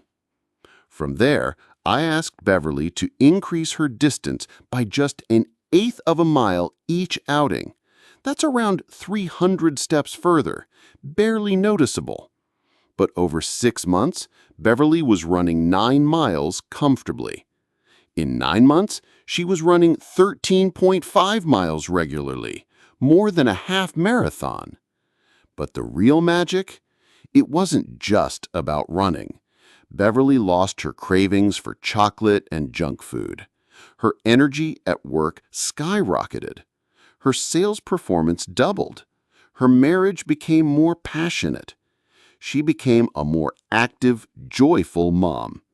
She outgrew negative friendships and made new, healthier ones. She joined a running club, sparking even more positive changes. All of this started with one small choice: to walk a mile. 9 months later, Beverly had lost over 40 pounds and was a walking, running billboard of empowerment. Today, she runs full marathons. Your life is shaped by moment-to-moment choices. Fitness trainer Jillian Michaels shared a powerful story with me. As a kid, her mom would hide Easter eggs around the house. When Jillian got close, her mom would say, "You're getting warmer, on fire." But when she moved away, "You're cold, freezing." Every choice you make in life works the same way. Every decision either gets you closer to your goals, warmer, or pulls you away, colder. You hold incredible power to change your life by changing your daily choices. Step by step, day by day, your choices shape your actions. Actions become habits. Habits become your destiny. Losing is a habit. So is winning. Now it's time to eliminate the habits that hold you back and build the ones that lift you up. Are you ready to learn how to create winning habits that stick forever? Let's dive in. Chapter 3: Habits. A wise teacher was walking through a forest with his young student. As they strolled, the teacher stopped in front of a small plant. He said to the boy, "Pull this little sapling out of the ground." The boy reached down and easily pulled the tiny plant out with his fingers. "Good," said the teacher. Then, pointing to a slightly bigger sapling, he asked, "Now pull that one up." The boy grabbed the thicker stem, used a bit more effort, but still managed to pull it out without much trouble. Next, the teacher showed him a small tree, about as tall as the boy himself. "Try to pull that one up now." This time, it was not so easy. The boy tugged and pulled with all his strength. He had to use sticks and stones to loosen the soil and pry up the roots. Finally, after a lot of effort, the tree came out. The teacher then pointed to a huge oak tree, towering high above them. "Now," he said, "pull up that tree." The boy looked at the massive oak. Its trunk was thick, and its roots must have been deep in the earth. The boy sighed and said, "Teacher, I can't. It's impossible." The wise teacher smiled and said, "My son, this is exactly how habits work in life. When a habit is new, like the small sapling, it's easy to pull out and change. But as time passes, that habit grows stronger. Its roots go deeper. It becomes harder to change. If you let a bad habit grow for too long, it will become like this huge oak tree, so deeply rooted that you may feel it's impossible to remove." The lesson is simple. Start working on your habits when they are small. Don't wait until they've grown into something massive and difficult to change. Creatures of habit. Aristotle once said, "We are what we repeatedly do." That's a powerful statement, isn't it? What we do over and over again becomes who we are. But what exactly is a habit? The dictionary says, a habit is a behavior we do so often it becomes almost automatic. Let me tell you a simple story. A man is riding a horse. The horse is galloping fast, running as if it knows where it's going. A person standing by the road yells to the rider, "Hey, where are you going?" The man on the horse shouts back, "I don't know. Ask the horse." This is the story of most people's lives. We are riding on the back of our habits, letting them take us wherever they want. We don't stop to ask, am I even going in the right direction? It's time to grab the reins of your life. You can't let your habits control you anymore. You need to control them. But first, don't be too hard on yourself. There's a reason this happens. Psychologists say that 95% of everything we think, feel, and do is a habit. Yes, 95%. That means most of our actions are automatic. We don't even realize we're doing them. We aren't born with habits. We develop them. Starting from childhood, we pick up habits from our parents, our surroundings, and our life experiences. Over time, these habits get stronger and they begin to run on autopilot. Now, autopilot isn't always a bad thing. Imagine if you had to think carefully every single time you brushed your teeth, or when you put on your seatbelt, or made breakfast. Life would be exhausting. Good habits save us time and mental energy. They make our lives easier. But here's the catch. Bad habits grow just as strong as good ones. If you have the habit of eating healthy, it probably feels natural to choose healthy foods. If you're in shape, it's likely because working out has become a part of your daily routine.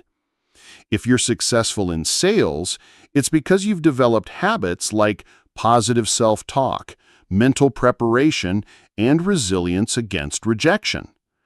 I've met many CEOs, top athletes, and successful entrepreneurs. Do you know the one thing they all have in common? Good habits. That doesn't mean they're perfect. They still have bad habits, but not many, and that makes all the difference. Success isn't about being super smart or incredibly talented. It's about what you do consistently. It's about habits that push you to become better, to keep learning, improving, and preparing. Let me share a story my dad told me about Larry Bird, the basketball legend. Larry wasn't the fastest, the tallest, or the most athletic player. In fact, some people even said he looked awkward on the court. But Larry Bird became one of the greatest basketball players of all time. How? Habits.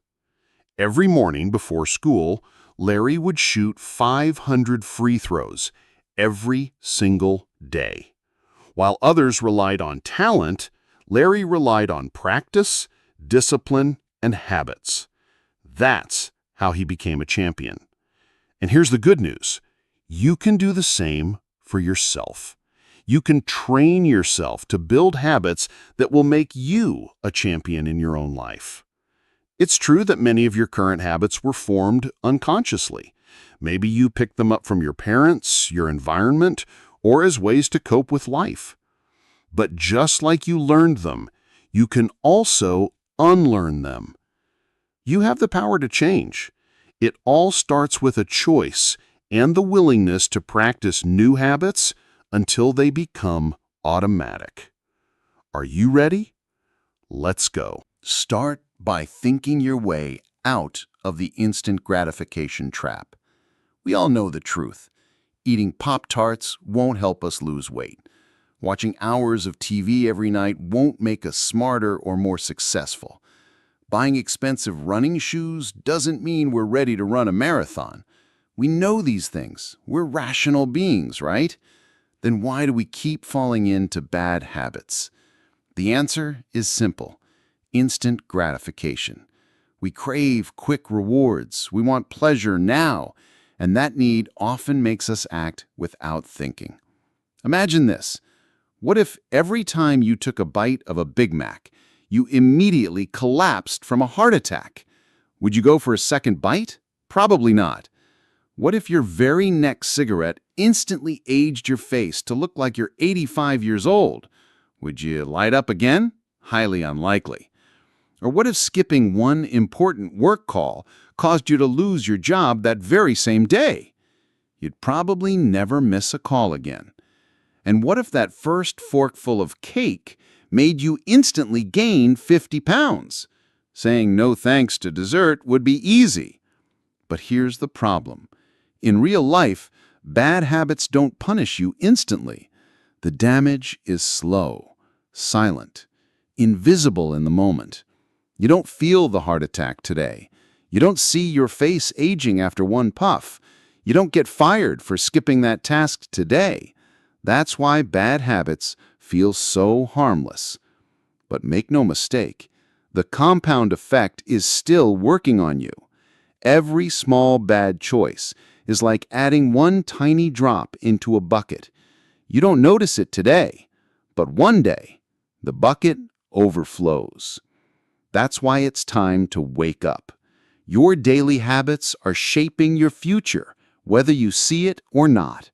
Even the smallest changes in your routine can completely transform where you'll end up. And no, I'm not asking you to overhaul your life overnight.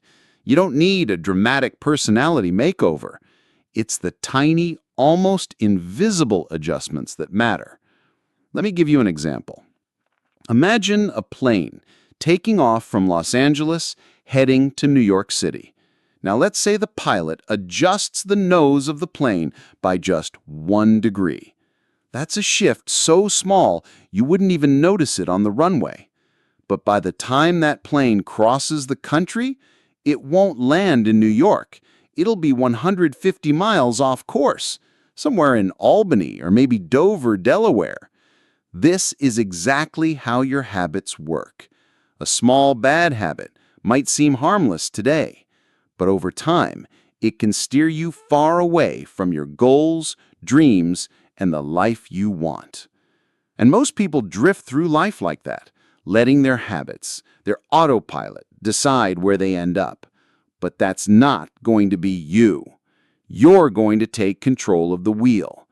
I want to help you ignite your passion and aim it in the right direction. Now let's be honest. Pulling out old bad habits, especially the ones that have been with you for years, is not going to be easy. It'll take more than sheer willpower. It requires clarity, vision, and conscious effort. But once you make that choice, even the smallest course correction can change everything. So are you ready to make those tiny adjustments? Because they will lead you to massive success. Finding your mojo, your why power. Most people think they need willpower to change their bad habits. But let me tell you something. Relying only on willpower is like trying to stop a hungry grizzly bear from stealing your picnic basket by covering it with a napkin. It's not going to work.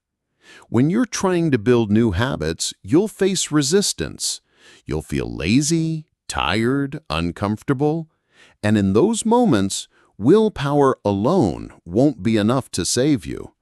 That's why so many people fail to stick to their goals. You've probably been there too. You promised yourself you'd lose weight. You set a resolution to make more sales calls. You told yourself that this year would be different. But after a while, you fell back into your old routine. The same cycle repeated. It's not because you're weak. It's because willpower isn't the real solution. What you need is why power. Let me explain. Your choices only have meaning when they're connected to your deepest desires and dreams. When you know why you want something, you'll find the strength to keep going, even when it gets hard. But if you don't have a strong why, you'll give up the moment things get uncomfortable. You've tried using willpower before, and you know how that story ends. Let's try something new this time. Let's focus on your why. So, ask yourself, what do you really want? Why do you want it? What's so important to you that you're willing to fight for it day after day, for years if needed? Your why needs to be powerful. It needs to be so exciting, so meaningful to you that it pulls you out of bed every morning with energy and purpose. It's your ignition. Your why is the source of your passion, your enthusiasm, and the fuel for your persistence. When you have a clear why, you don't have to push yourself constantly. Your why pulls you forward. Without it, every goal feels like a struggle. With it, even the hardest work feels worth it. That's why finding your why is not optional, it's essential. It's not just about what you want, it's about why you want it. Because once you're connected to a powerful why, you'll be unstoppable. Why everything's possible. Here's a truth you need to understand. Your why is the key to making everything possible. You can learn all the strategies, the tips, the how-tos of success, but none of it will matter until your why is strong enough. Because when things get tough, when the work feels boring, hard, or exhausting, it's your why that will keep you going. If your why isn't powerful, you'll quit, just like those New Year's resolutions that fade by February.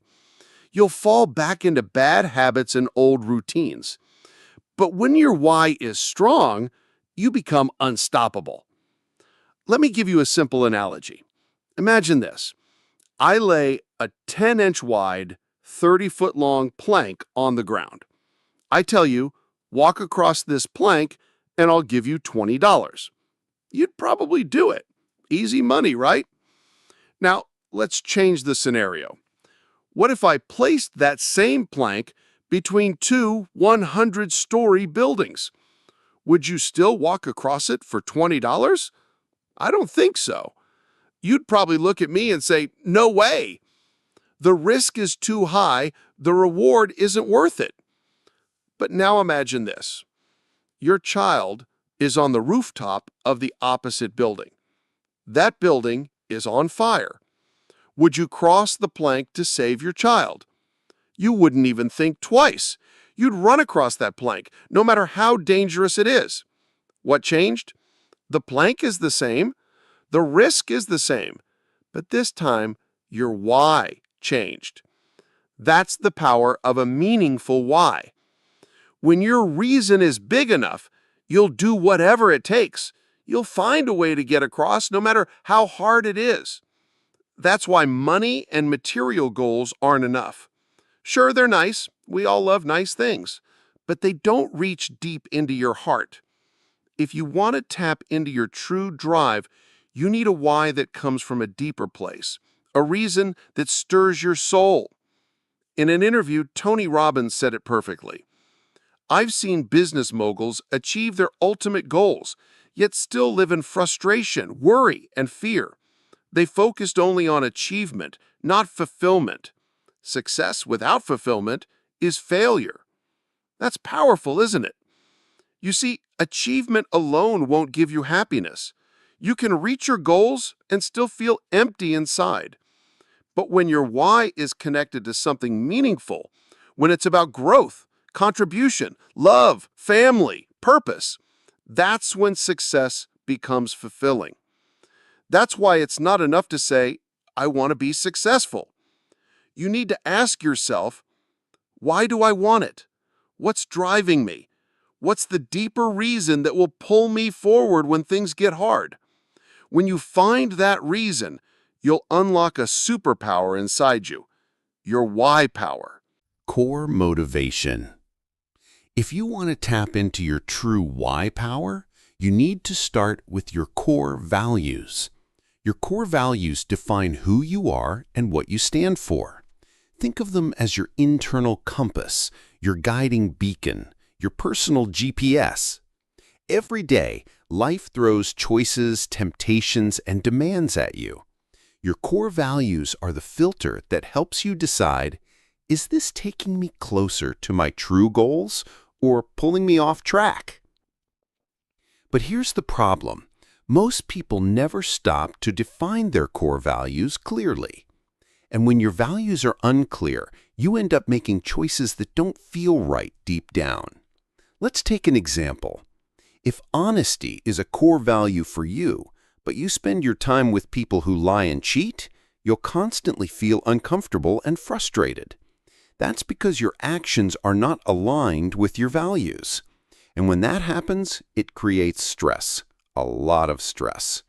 In fact, psychologists say that the biggest cause of stress is when your actions don't match your values.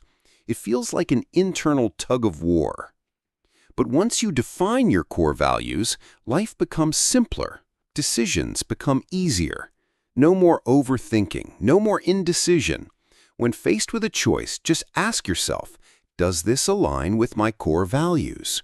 If the answer is yes, go for it. If the answer is no, walk away and don't look back. No stress, no guilt, no regrets. When your values are clear, your path becomes clear. And that clarity gives you confidence, focus, and peace of mind. So take the time to define your core values. They will be the foundation of your why power and the fuel for everything you want to achieve. Find your fight. People are motivated by two things: something they want or something they don't want. Love is a powerful motivator, but so is hate. Now, I know, hate isn't a word we like to use, but sometimes hating the right things can be good for you. Hate disease, hate injustice, hate ignorance, hate laziness. Sometimes the fastest way to find your inner fire is to find an enemy to fight. History is full of stories where having an enemy sparked greatness. David had Goliath. America had the British. Luke Skywalker had Darth Vader. Rocky had Apollo Creed. Even companies have rivals. Apple has Microsoft. Microsoft has Apple. The point is, enemies give you a reason to stand tall. They challenge your strength, your skills, and your determination. Without a fight, we get soft. We get lazy. We lose our purpose. I've had many people tell me they feel guilty because their motivation isn't noble. Some want to prove their haters wrong. Some want to beat the competition. Some just want to silence a sibling who always made them feel small. But here's the truth. It doesn't matter why you're motivated, as long as you stay motivated. Your why doesn't have to be for saving the world. Sometimes using a negative experience, a grudge, a frustration, an enemy, can drive you to create something incredibly positive. Let me give you an example. One of the greatest football coaches, Pete Carroll, once said, "When I was young, I was a little runt. I was too small to compete. But inside, I knew I had the potential. That frustration became my fuel. I needed to fight to prove I was special. That fight brought out his greatness."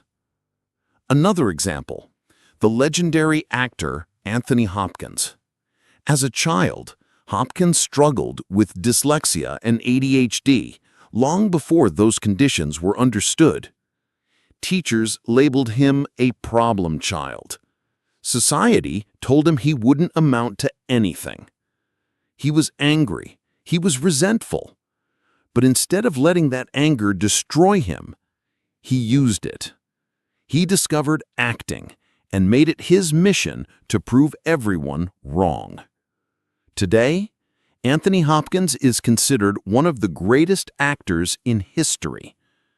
His fight started from a place of pain, but it led him to a life of success, impact, and contribution. Here's the lesson. We all have the power to choose how we respond to life. You can blame chance, fate, or other people, or you can take back control. Past failures, insults, and painful experiences don't have to be your weakness. They can be your fuel. Use them to create positive, powerful change in your life. Find your fight. It will bring out your best self. Goals. The compound effect is always working. Every choice you make, every habit you follow, is pushing you in a direction. The question is, where are you going? You can use the power of the compound effect to lift you to incredible success, but only if you know where you want to go. You need clear goals. You need a destination. Let me tell you a story. I once attended the funeral of my mentor, Paul J. Meyer. His life was filled with achievements, adventures, and contributions. He lived a life that most people couldn't match in 10 lifetimes. As I listened to his obituary, I asked myself, am I dreaming big enough? Am I setting goals that truly challenge me? Paul used to say something powerful. If you're not making the progress you want, it's because your goals are not clearly defined. Think about that. If you're stuck, if you're frustrated, it might be because your goals are vague, blurry, or half-hearted.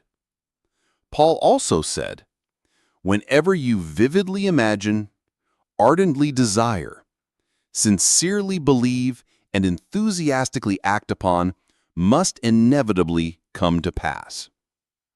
It's not magic. It's focus. The single most important skill that transformed my life was learning how to set and achieve goals effectively. There's something incredible that happens when you focus all your creative power on a clear, specific target. It's like turning on a laser beam. You become unstoppable. I've seen this over and over again. The most successful people in the world are not always the smartest. They're not always the most talented, but they are the ones with a clear vision. When your why is burning hot, when your goals are sharp and vivid, you will outperform even the most talented people who are unclear about where they're going. Success isn't about being perfect at how to do things. It's about knowing why you're doing them and where you want to end up. Once you have that clarity, the compound effect will work for you, not against you. How goal setting actually works. The secret revealed. Let's talk about how goal setting really works. Some people think it's a mystery. Some call it the law of attraction. But it's actually very simple. Here's the truth. You only see, experience, and get what you're actively looking for. If you don't know what you want, you won't see it. It could be right in front of you, and you'd miss it. You see, your brain is a goal-seeking machine. It's always trying to match your outer world with what you focus on inside your mind. When you give your brain clear instructions, when you say, "This is what I want," it starts filtering out everything else. Here's an example. Have you ever decided to buy a new car? Let's say a red Honda Civic. And suddenly, you start seeing red Civics everywhere. Were they not there before? Of course they were, but you weren't paying attention. Now that your mind is focused on it, it's like they've appeared out of nowhere. But they were there all along. That's how goal setting works. Every day, we're bombarded with billions of pieces of information, sounds, sights, conversations, opportunities. But to stay sane, your brain ignores 99.9% of it. It only notices what you've told it to look for. When you define your goals, you're giving your brain a new filter, a new lens to see the world. Suddenly, you'll start noticing ideas, people, resources, conversations, and opportunities that you were blind to before. They didn't appear, you just weren't looking for them. That's why writing your goals down is so important. As Brian Tracy says, a goal that is not in writing is merely a fantasy. People who succeed have clear, written goals. They know who they are. They know what they want. They make plans to achieve it. People who fail carry their goals in their head, like marbles rattling around in a tin can. Without written goals, you're just shooting blanks in life. So here's what you need to do. Today, sit down and make a list of your most important goals. But don't just focus on money or career. Think about all areas of your life. Your health, your relationships, your personal growth, your spirituality, your lifestyle, your business, and finances. Balance is key. Because success in one area, while neglecting everything else, will cost you dearly. So aim for whole life success. Define what you want, write it down, and give your brain a clear target to hit. That's how The Secret really works. Who you have to become. When most people set a new goal, they immediately ask, what do I need to do to get it? That's a good question, but it's not the first question you should be asking.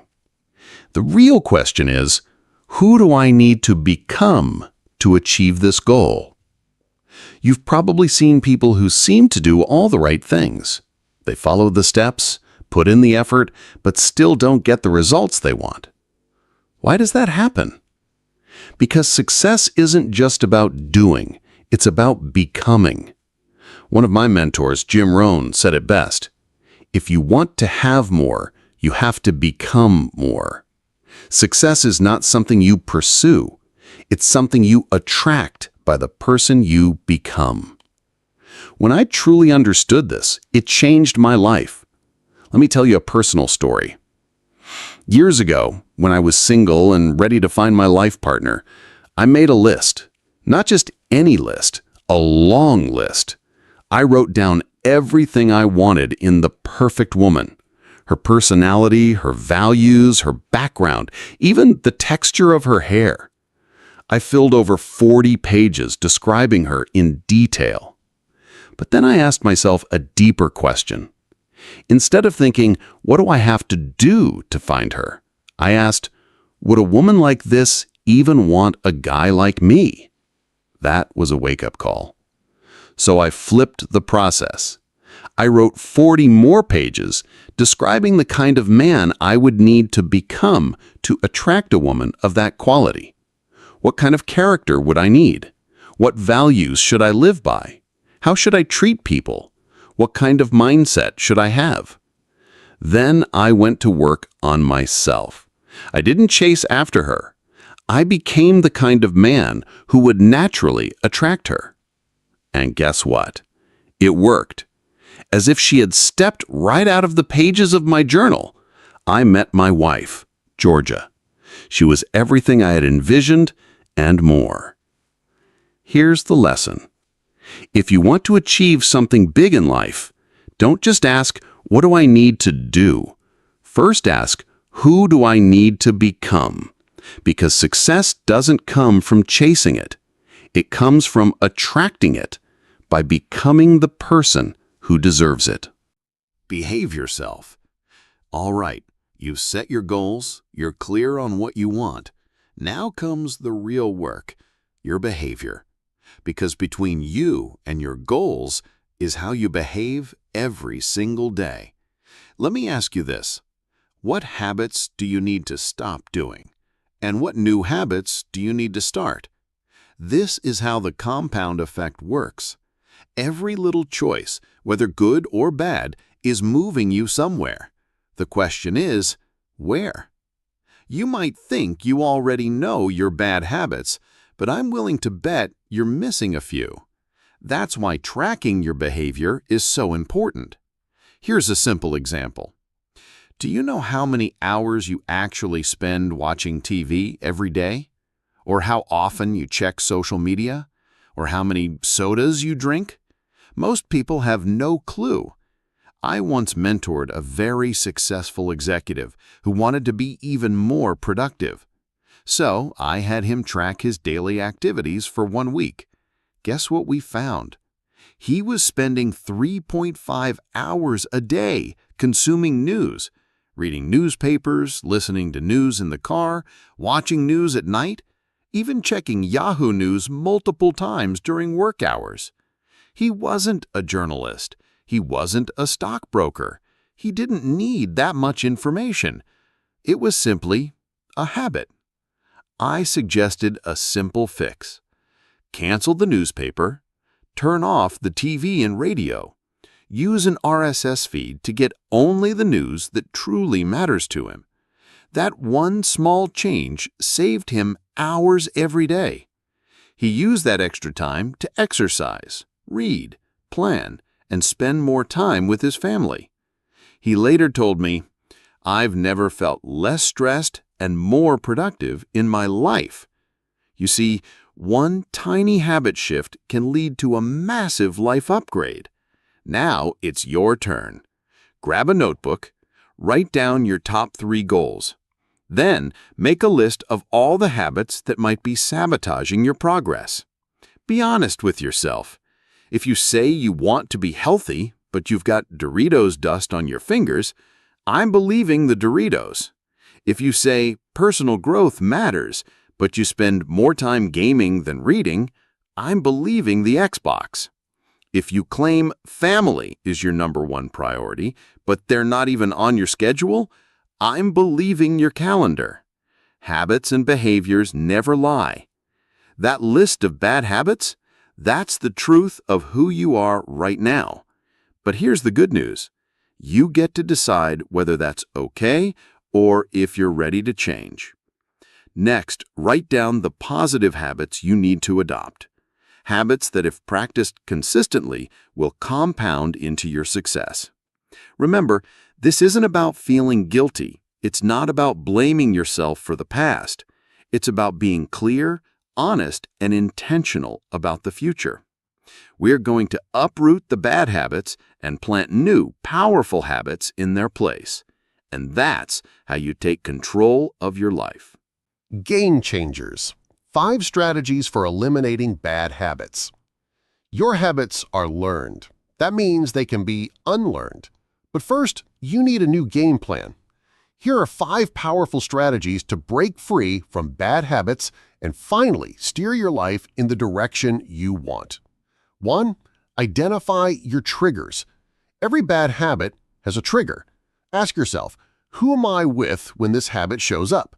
Where does it happen? What time of day? How am I feeling? Is it stress?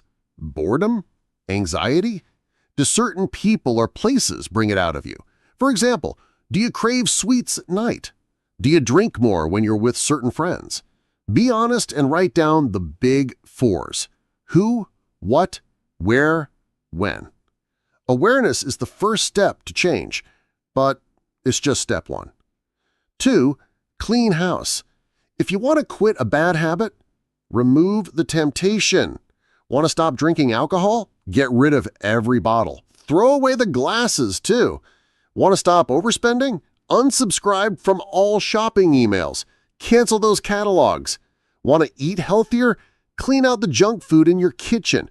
Don't bring it into the house, period. You can't rely on willpower. Make it easier to win by cleaning house. 3. Swap it.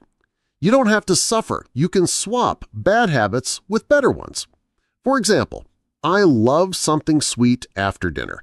If there's ice cream, I'll eat a massive sundae. But now I satisfy the craving with just 2 Hershey's Kisses. Sweet tooth satisfied. No treadmill punishment needed. My sister-in-law used to munch on tortilla chips while watching TV. She realized it was the crunch she loved. Now she swaps chips for carrot and celery sticks. Crunchy but healthy. Find healthier alternatives that still scratch the itch. 4. Ease in. Some habits are deeply rooted. For those, it's okay to ease in slowly. When my wife had to quit caffeine, we didn't go cold turkey. We started with 50% decaf coffee, then full decaf, then decaf tea. Over a month, we weaned off caffeine. No headaches, no crash. Small steps can lead to big change, one day at a time. Or jump in. Sometimes you just need to jump in. I remember water skiing like Rollins. The water was freezing. I dread getting in. But once I plunged in, it wasn't so bad. I acclimated quickly and had a blast skiing. Same with habits. Sometimes tiptoeing doesn't work. You need to make the leap. I knew someone who drank all day, every day. One day, at a wedding, he saw someone full of energy and life, the complete opposite of himself. At that moment, he decided, no more alcohol. Cold turkey, and he hasn't touched a drop in 6 years. In business, I've found that small steps don't always cut it. Sometimes you have to go all in. Ask yourself, which habits can I ease into changing, and which ones require a bold leap of commitment? Either way, choose a strategy and start moving. The compound effect is waiting to reward your effort. Run a vice check. Let's get one thing straight. I'm not suggesting you cut out every bad thing from your life. Life's little indulgences are fine, in moderation. But here's the real question. Are you in control of your vices, or are they controlling you? The vice fast. I have a personal habit. Every few months, I go on a vice fast.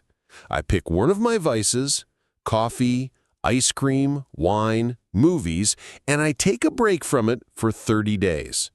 It's my way of checking, am I still the boss here? For example, when I enjoy a glass of wine, I want it to be a celebration of the day, not a way to escape a bad mood. Same goes for ice cream. Am I savoring it as a treat, or is it slowly turning into a nightly addiction? The 30-day challenge. Here's a challenge for you. Pick one vice, something you enjoy in moderation, and go 30 days without it. Maybe it's coffee, Netflix, sweets, social media, online shopping. Test yourself. Are you still in control? If you find it seriously difficult to abstain, that's a sign. That habit might be starting to own you. Stay the alpha dog. You want to be the alpha dog in your life, not the other way around. This isn't about punishment. It's about proving to yourself that you're still in charge, that you can enjoy life's pleasures, but only on your own terms. A vice fast isn't forever. It's just 30 days. But the awareness you gain, that can last a lifetime. 6 powerful techniques to build good habits. Now that we've talked about eliminating bad habits, it's time to plant new, positive habits that will lead you straight to success. Creating a good habit is like planting a tree.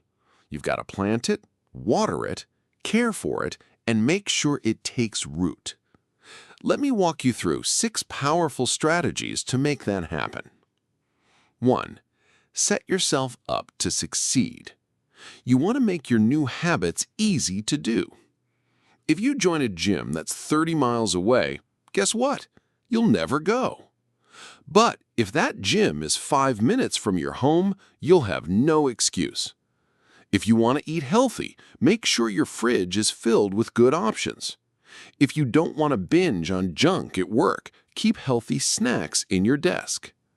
The key is simple. Remove obstacles. Make success convenient. 2. Think addition, not subtraction. Don't focus on what you're giving up. Focus on what you're adding in. Montel Williams taught me this.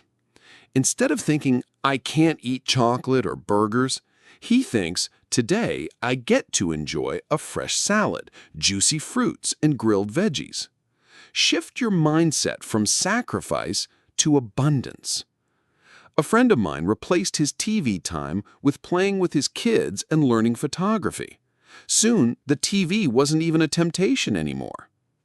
What can you add to your life that's better than your old habit? 3. Go public. Accountability time.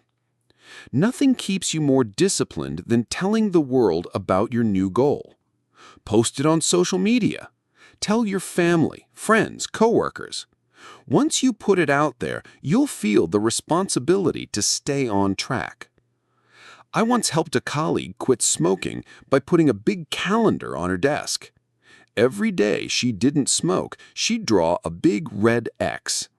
Soon, everyone cheered her on. She didn't want to quit on herself or on that wall of red X's. 4. Find a success buddy. You don't have to do it alone. Find someone who's striving for their own goal and hold each other accountable. This could be a workout partner, a friend you check in with every week, or a colleague who pushes you to stay disciplined. Every Friday, I have a 30-minute call with my peak performance partner. We share wins, losses, lessons, and keep each other sharp. 5. Competition and camaraderie. We all love a little friendly competition, don't we? I once organized a step count challenge at work. Teams competed to see who could walk the most steps in a month. People who never exercised suddenly started walking 5-6 miles a day. Not because they loved exercise, but because of the camaraderie, the competition, the fun. What kind of healthy competition can you create with your friends, family, or coworkers? 6. Celebrate every win. No matter how small the victory, celebrate it. Give yourself daily, weekly, and monthly rewards. A walk in the park, a fun book, a nice dinner, a weekend getaway, anything that keeps you motivated. Don't wait until you hit the final goal to feel good. Success needs to feel rewarding along the way. This will fuel you to keep going all the way to the finish line. Good habits don't stick by accident. They take deliberate focus, patience, and smart strategies. But once they're rooted, they grow into the foundation of your best life ever. Change is hard, and that's fantastic. Here's a little secret. Both successful people and unsuccessful people hate doing the hard stuff. That's right, they both dislike it. The only difference, successful people do it anyway. They feel the same resistance, the same discomfort, but they push through while everyone else gives up. This is your big advantage. You see, if change were easy, if everyone was transforming their bad habits and achieving their goals, success wouldn't be special. It would be ordinary. But here's the good news. Most people won't do what it takes. And that, my friend, gives you the opportunity to stand out, rise above, and lead the pack. When things get hard, when it gets boring, when it feels tedious, most people will tap out. But not you. If you can push through when others quit, success becomes inevitable. I actually get excited when it's hard. Whenever something feels difficult, I smile and think, this is where the separation happens. This is the moment where most people fall off track, but it's also the moment where you can pull ahead. Dr. Martin Luther King Jr. said it best. The ultimate measure of a man is not where he stands in moments of comfort, but where he stands at times of challenge. Your true strength is revealed in those moments of difficulty. Embrace the awkward. Love the tedious. Yes, change is uncomfortable. Yes, it can be boring. And yes, it can feel like a grind. But that's the price of greatness. Just do it anyway. And then do it again. And again. Because the compound effect is quietly working behind the scenes, stacking up your small efforts into massive, life-changing results. That's how success is built. When change feels hard, smile. You're stepping into rare territory where extraordinary people are made. Be patient. You're rewiring your brain. Let's be real. You didn't build your bad habits overnight. They've been with you for years, maybe decades. So when you decide to break them and install new empowering habits, you must give yourself time. Science tells us that every thought pattern, every repeated action carves a pathway in your brain, like grooves etched into a record. Every time you repeat a behavior, you're deepening those grooves. They become automatic, unconscious, effortless. Attention feeds your habits. Here's how it works. When you give attention to an old habit, you activate that brain groove. The thoughts, the desires, the automatic actions, they all come rushing back. But the great news is your brain is flexible, it's malleable, it can change. When you stop feeding attention to your bad habits, those grooves begin to fade. They weaken, they lose their grip on you. Replacing old grooves with new ones. Each time you repeat a new behavior, you're creating a fresh groove in your brain. The more you repeat it, the deeper that groove becomes. But remember, this takes time. Patience is not just a virtue, it's a necessity. You'll stumble, you'll fall off track, and that's okay. What matters is that you get back up, brush yourself off, and keep going. No guilt, no shame, just progress. Progress, not perfection. Don't beat yourself up for mistakes. We're human. The key is consistency, not perfection. Each time you realign with your new habits, you're strengthening them. Each small victory is compounding into something extraordinary. The big payoff is about to come. All the effort you've been putting in, the discipline, the tracking, the behavior changes, it's about to pay off in a big way. The next chapter is where the multiplying effect comes alive. This is where you break away from the herd. This is where you start building unstoppable momentum. Stay with me. You're on the edge of something remarkable. Chapter 4. Momentum. Let me introduce you to someone very special. Someone who has been a game changer in the lives of the most successful people in the world. This friend has been by the side of Bill Gates, Steve Jobs, Richard Branson, Michael Jordan, Lance Armstrong, Michael Phelps, and every other high achiever you can think of. I call this friend Mo, or to be more precise, Big Mo. Big Mo is one of the most powerful forces of success. You can't see it, you can't touch it, but when Big Mo is with you, you'll feel it. You'll know it. When Big Mo shows up, it feels like everything becomes easier. Opportunities open up. Things start flowing. You make progress faster. It's like being pushed forward by a powerful wind at your back. But here's the tricky part. Big Mo doesn't show up on its own. You have to work hard to get it moving. And once it starts moving, you have to keep feeding it or it will slow down and disappear. The power of momentum. Think of a train sitting on the tracks. If it's standing still, even a small block of wood can stop it from moving. But once that train starts rolling and gains speed, not even a wall of concrete can stop it. That's the power of momentum. Success works the same way. In the beginning, it feels hard. You're pushing, pulling, and struggling to build your habits, to stick to your plan, to see results. But if you stay consistent, day after day, you'll start to notice something magical. One day, your actions will feel easier. The effort will feel lighter. You'll start seeing results faster. You'll feel a new kind of energy behind you. That's Big Mo showing up. Consistency is the key to Big Mo. Here's the truth. You can't buy momentum. You can't wish for it. The only way to earn Big Mo is through consistent action. Every small decision you make, every small habit you stick to is like adding fuel to the engine of Big Mo. Go to the gym consistently, and after a few weeks, it becomes easier.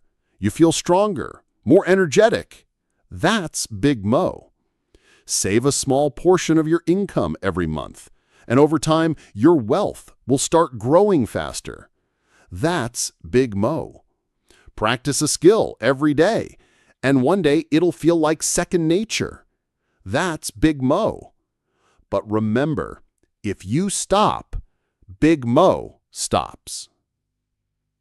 Why most people never meet Big Mo? Most people never get to experience Big Mo. Why? Because they give up too early. They start a new habit, a new goal, a new plan, but when they don't see quick results, they stop. They get discouraged and move on to something else. But success doesn't come to those who hop from one thing to another. Success comes to those who stay the course long enough to invite Big Mo into their lives. It's like pumping water from an old hand pump well. In the beginning, you pump and pump, but no water comes out. Most people give up here. But if you keep pumping, eventually the water flows freely and abundantly. And once it's flowing, you don't need to pump as hard. Building momentum in your life. So, how do you get Big Mo on your side? Start small, but stay consistent. Don't worry about big leaps. Focus on small, daily actions. Be patient. Momentum takes time to build. Trust the process. Don't break the chain. If you skip a day, you lose steam. Protect your momentum fiercely. Focus on the process, not just the results. Enjoy the daily habits. They are the fuel for Big Mo. Remember, once you get momentum going, success will feel effortless. You'll achieve more with less struggle. And once Big Mo is with you, it becomes incredibly hard for anyone to stop you. Darren's personal story, The Power of Momentum. Darren shares his personal story of how momentum changed his life. When he started his real estate business, he faced rejection after rejection. He made countless cold calls with hardly any success. But Darren stayed consistent. Every day, he kept making calls, learning, improving. At first, progress was painfully slow. But after months of consistent effort, something shifted. Deals started closing. Clients started referring him. Success started to snowball. That was Big Mo stepping in. Within a few years, Darren became one of the top real estate agents in his area. Not because of one big break, but because of consistent, small efforts that built unstoppable momentum. Momentum is always moving, either for you or against you. One final lesson. Momentum doesn't just work for success. It works in all areas of life, good or bad. If you build bad habits like overeating, skipping workouts, or procrastinating, you're also building momentum, but in the wrong direction. And once negative momentum builds up, it's just as powerful, dragging you down, making it hard to change. That's why it's so important to consciously create positive momentum in your life. Start small, be consistent, protect your habits, keep moving forward. Once Big Mo is with you, the journey becomes smoother, faster, and more enjoyable. Momentum is your secret weapon. It's invisible, but when you have it, you will feel unstoppable. The hardest part is getting started and staying consistent during the early stages.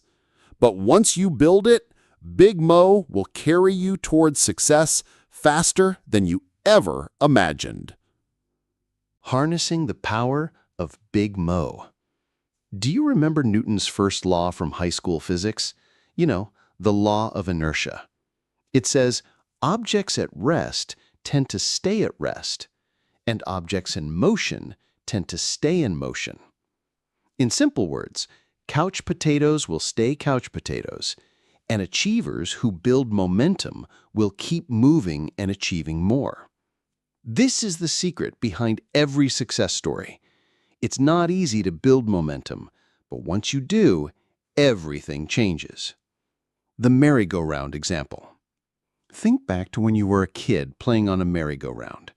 Remember how hard it was to get that thing moving? At first, it felt like no matter how hard you pushed, it barely budged. You had to lean in, push with all your strength, groan, and even pull with your entire body. 1 step, 2 steps, 3 steps, and still, it felt like you were going nowhere.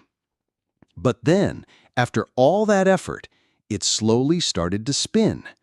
You kept running, pushing faster and faster, until finally you could hop on and enjoy the ride. Once it was spinning, keeping it going was easy. You didn't need to push hard anymore. A small nudge here and there was enough to maintain the speed. That's exactly how momentum works in life. Change happens one small step at a time. Building any new habit is just like starting that merry-go-round. At first, progress is slow. It feels like you're putting in a lot of effort with very little to show for it. But if you stay consistent, Big Mo, momentum, will eventually join your journey. Suddenly, things will start to click. Results will come faster. Success will compound rapidly. The rocket ship analogy. Think about a rocket launch. Do you know that a space shuttle burns more fuel in the first few minutes of launch than it does for the entire rest of its trip? Why? Because it needs that massive energy to break free from gravity's pull. But once it's in orbit, it can glide effortlessly. Your old habits are like gravity. They will try to hold you back. In the beginning, you'll need to push harder. But once you break through, momentum will make everything easier. Momentum works both ways. Here's a critical lesson. Momentum doesn't care if you're building good habits or bad ones. It works in both directions. If you're building positive habits, momentum will amplify your success. But if you're stuck in negative habits, momentum will pull you down even faster. Remember our friend Brad from Chapter 1? His small bad habits compounded into 33 extra pounds, job stress, and marital issues. Negative momentum was dragging him into a downward spiral. That's why it's so important to control your habits before they control you. So, how do you get Big Mo on your side? Here's the simple formula to build momentum in your life. Make smart choices based on your goals and values. Take consistent small actions every day. Repeat those actions long enough to form habits. Build routines and rhythms into your daily life. Stay consistent even when you don't feel like it. Do this and suddenly, bang, Big Mo will kick in your door and take over. Michael Phelps and the power of consistency. Let's talk about Michael Phelps. He didn't win 8 gold medals at the 2008 Olympics by accident. For 12 years, he worked with his coach, Bob Bowman, perfecting his routines and building unshakable consistency. Phelps trained so consistently that the only time his coach ever let him leave practice early was once for a middle school dance. 12 years of discipline for one moment of glory. That's the power of momentum. Apple's iPod, a lesson in patience and persistence. Apple's iPod wasn't an instant success either. Apple had been around for years before they launched the iPod. They weren't the first to make an MP3 player, they were actually late to the game. But what Apple had was consistency. They kept focusing on innovation, design, simplicity, and a loyal customer base. In 2001, the year they launched the iPod, their revenue dropped by 33%. The next year wasn't great either. But in 2003, things started shifting. By 2005, they had Big Mo on their side. Their revenue shot up by 68% and they dominated the market. That momentum later helped them win the smartphone battle with the iPhone and revolutionize digital music with iTunes. Google and YouTube momentum at work again. Google started as a small search engine. It struggled to compete at first. But they kept improving. They stayed consistent, and eventually, Big Mo showed up. Today, they own over 60% of the search engine market. YouTube had a similar story. When it launched in 2005, it was just another video sharing platform. But then one viral video, Lazy Sunday from Saturday Night Live, put them on the map. That single moment of momentum changed everything. Google later bought YouTube for $1.65 billion. That's the power of Big Mo. What's the common thread? Michael Phelps, Apple, YouTube, Google, what do they all have in common? They weren't doing anything different after they achieved success. They built small, consistent habits, stayed disciplined, and when momentum showed up, they became unstoppable. Start now, stay consistent.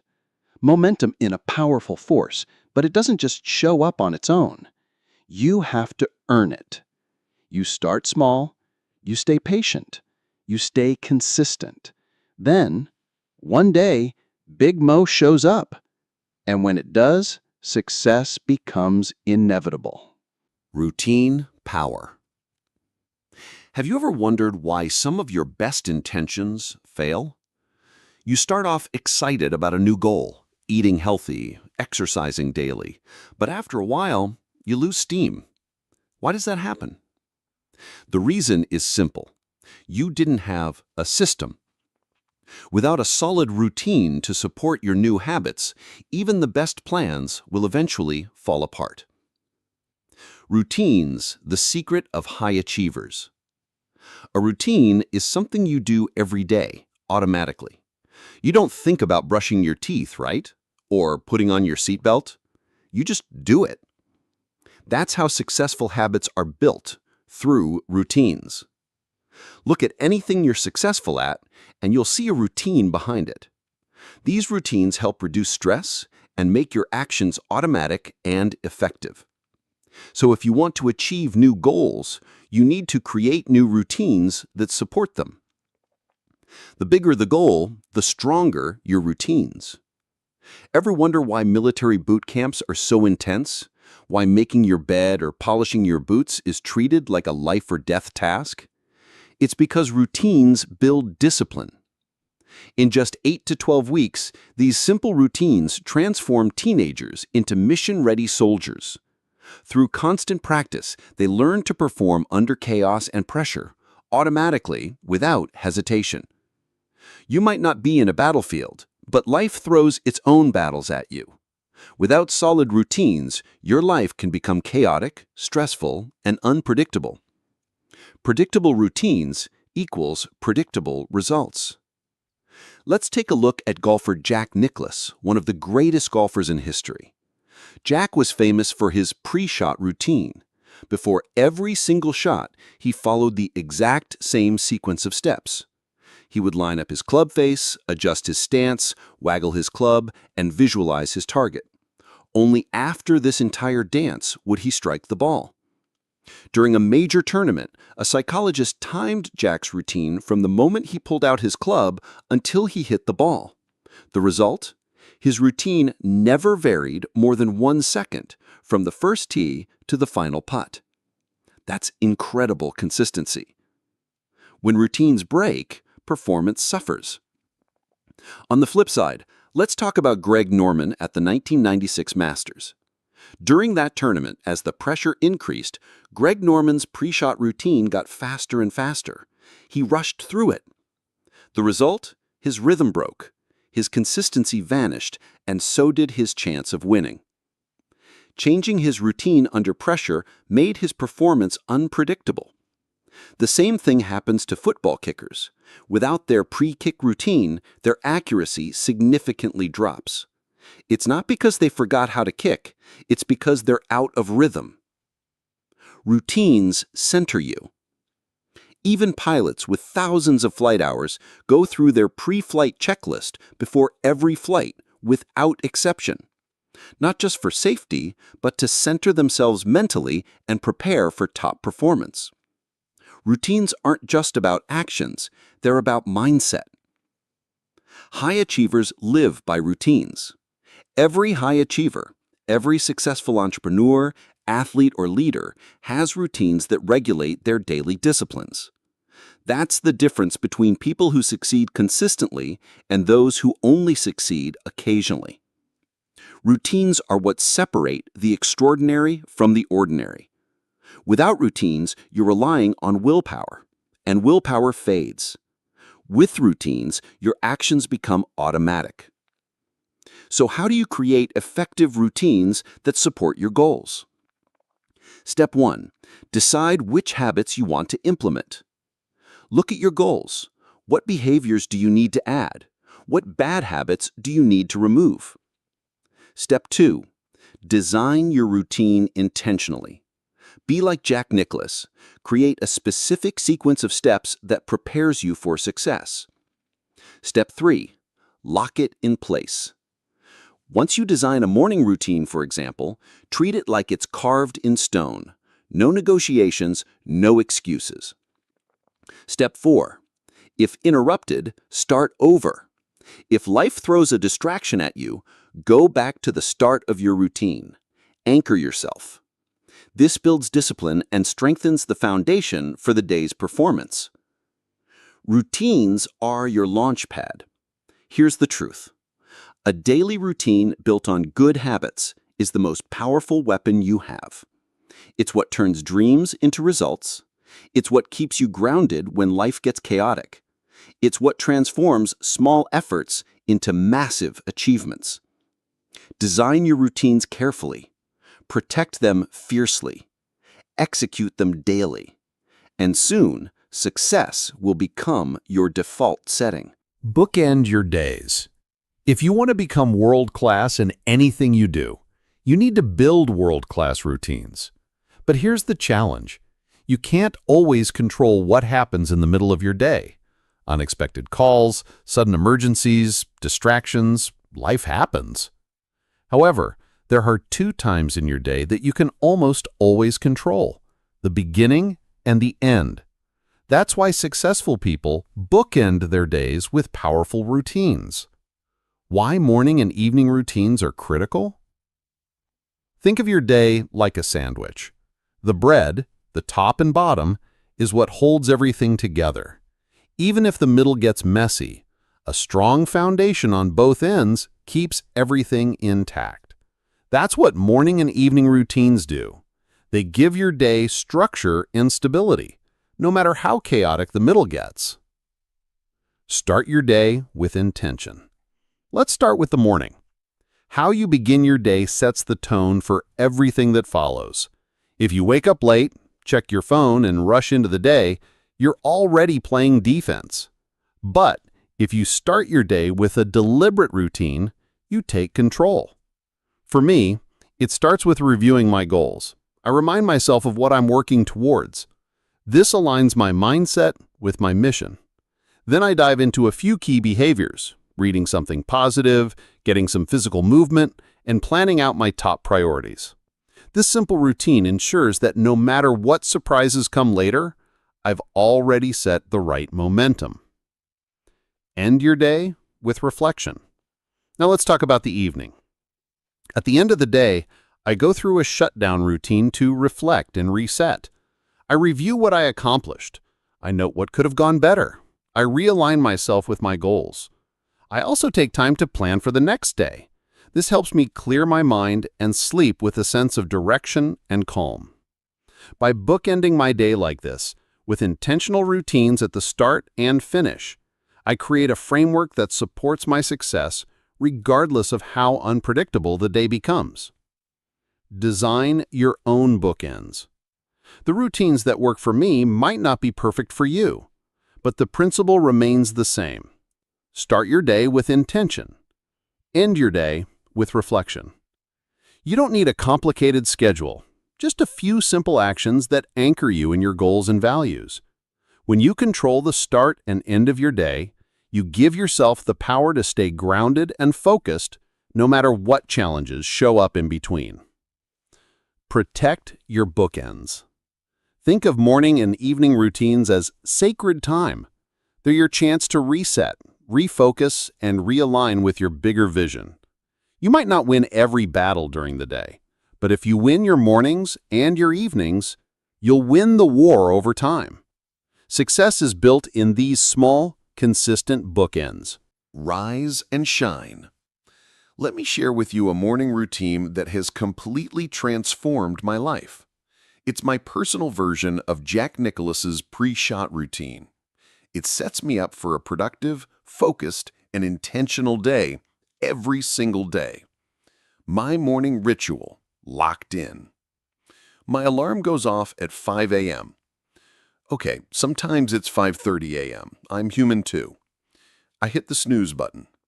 Now, here's a fun fact.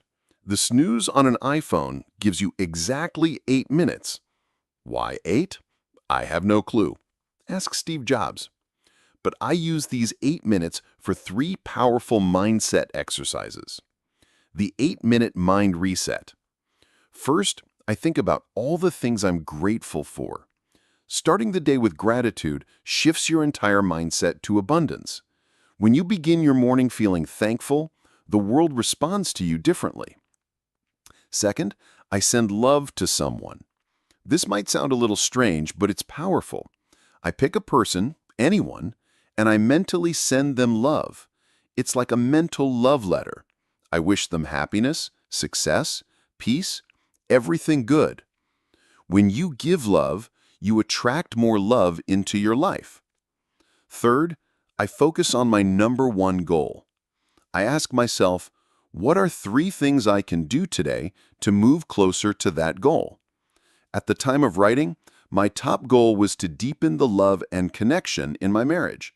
So every morning, I'd plan 3 actions to make my wife feel loved and appreciated. Morning movement and mind fuel. Once I'm up, I head straight to the kitchen and brew a fresh pot of coffee. While the coffee is brewing, I do 10 minutes of stretching. A little trick I learned from Dr. Oz. Years of weightlifting had made me stiff, so stretching needed to become part of my routine. I found the perfect slot. Stretch while the coffee brews. After stretching, I pour my coffee and settle into my comfy leather recliner. I set my iPhone timer for 30 minutes, not a minute more, not a minute less, and I read something positive, instructional, or inspiring. Focused work, no distractions. When the timer goes off, it's time for focused, undistracted work. I spend the next 1 hour on my most important project. Notice something here. I haven't opened my email yet. No notifications, no distractions, just deep, focused work. Calibration appointment, setting the day. At 7 a.m., I have what I call my calibration appointment. It's a 15-minute meeting with myself, scheduled in my calendar. During this time, I review my 1-year and 5-year goals, look at my key objectives for the quarter, remind myself of my top goal for the week and month. Then comes the most crucial part. I set my top 3 MVPs, most valuable priorities for the day. I ask myself, if I only get 3 things done today, which actions will move me closest to my big goals? Once I've locked in my MVPs, I open my email, just briefly. I send out quick tasks and delegations to my team to get them rolling. Then I close email and get back to working on my MVPs. Why this routine matters? Here's the thing. The rest of my day can unfold in a million unpredictable ways. But as long as I execute this morning routine, I've already taken care of my most important disciplines. This routine grounds me. It ensures that I start each day with clarity, focus, and intentionality, instead of letting bad habits or chaos take over. Own your morning, own your day. Starting your day with a routine like this gives you power. It's not about being perfect. It's about building a predictable system that aligns your mindset and actions with your goals. Win your morning, and the rest of the day will follow. Sweet dreams. Let's talk about the other bookend of your day, your evening routine. You see, the way you end your day is just as important as how you start it. No matter how chaotic or unpredictable your day was, you have the power to finish strong. cashing out your day. When I was younger, I worked as a waiter. At the end of every shift, before I could go home, I had to cash out. That meant turning in all receipts, credit card slips, and cash. Everything had to balance, or else there was trouble. I apply that same principle to my day. Before I wrap up, I cash out by asking myself, how did today go compared to my plan? What tasks do I need to carry over to tomorrow? Did anything new show up that needs to be added to my plan? What's no longer important and should be scratched off? This quick reflection helps me stay organized, intentional, and on track. Capture your ideas. Build a treasure chest. Another thing I never miss is journaling my ideas and insights. Throughout the day, I'm always learning, whether it's from conversations, books, podcasts, or just life experiences. Before bed, I log these aha moments into my journal. Over the years, I've filled more than 40 journals with strategies, insights, and ideas that have helped me grow. These journals are like my personal treasure chest of wisdom. Feed your mind before sleep. One last thing I do before sleeping is I read at least 10 pages of an inspirational book. Why? Because the mind continues to process the last thing you fed it before bed. If you end your day watching negative news or mindless scrolling, your subconscious will stew on that all night. But if you end your day reading something uplifting, instructional, or aligned with your goals, your mind will keep working on your success while you sleep. Control your bookends, control your life. Here's the beautiful part. Even if all hell breaks loose during the middle of the day, if you've locked in strong morning and evening routines, you're still in control. These bookends ensure you always start strong and finish strong. That consistency compounds into massive success over time. Protect your nights. Your evening routine is not just about winding down. It's about reflecting, learning, and setting yourself up for a productive tomorrow. Small actions like cashing out, journaling, and reading can transform your nights into a powerful success ritual. So tonight, instead of crashing into bed with unfinished thoughts and scattered plans, take 5 minutes to cash out, capture your insights, and feed your mind something positive. You'll sleep better and wake up ready to conquer. Shake it up. Routines are powerful, but if you're not careful, they can also become your prison. You see, doing the same things the same way at the same time day after day can lead to boredom. You stop growing, you lose excitement, and worst of all, big mode disappears. Why you need to interrupt your routines. Let me give you a simple example.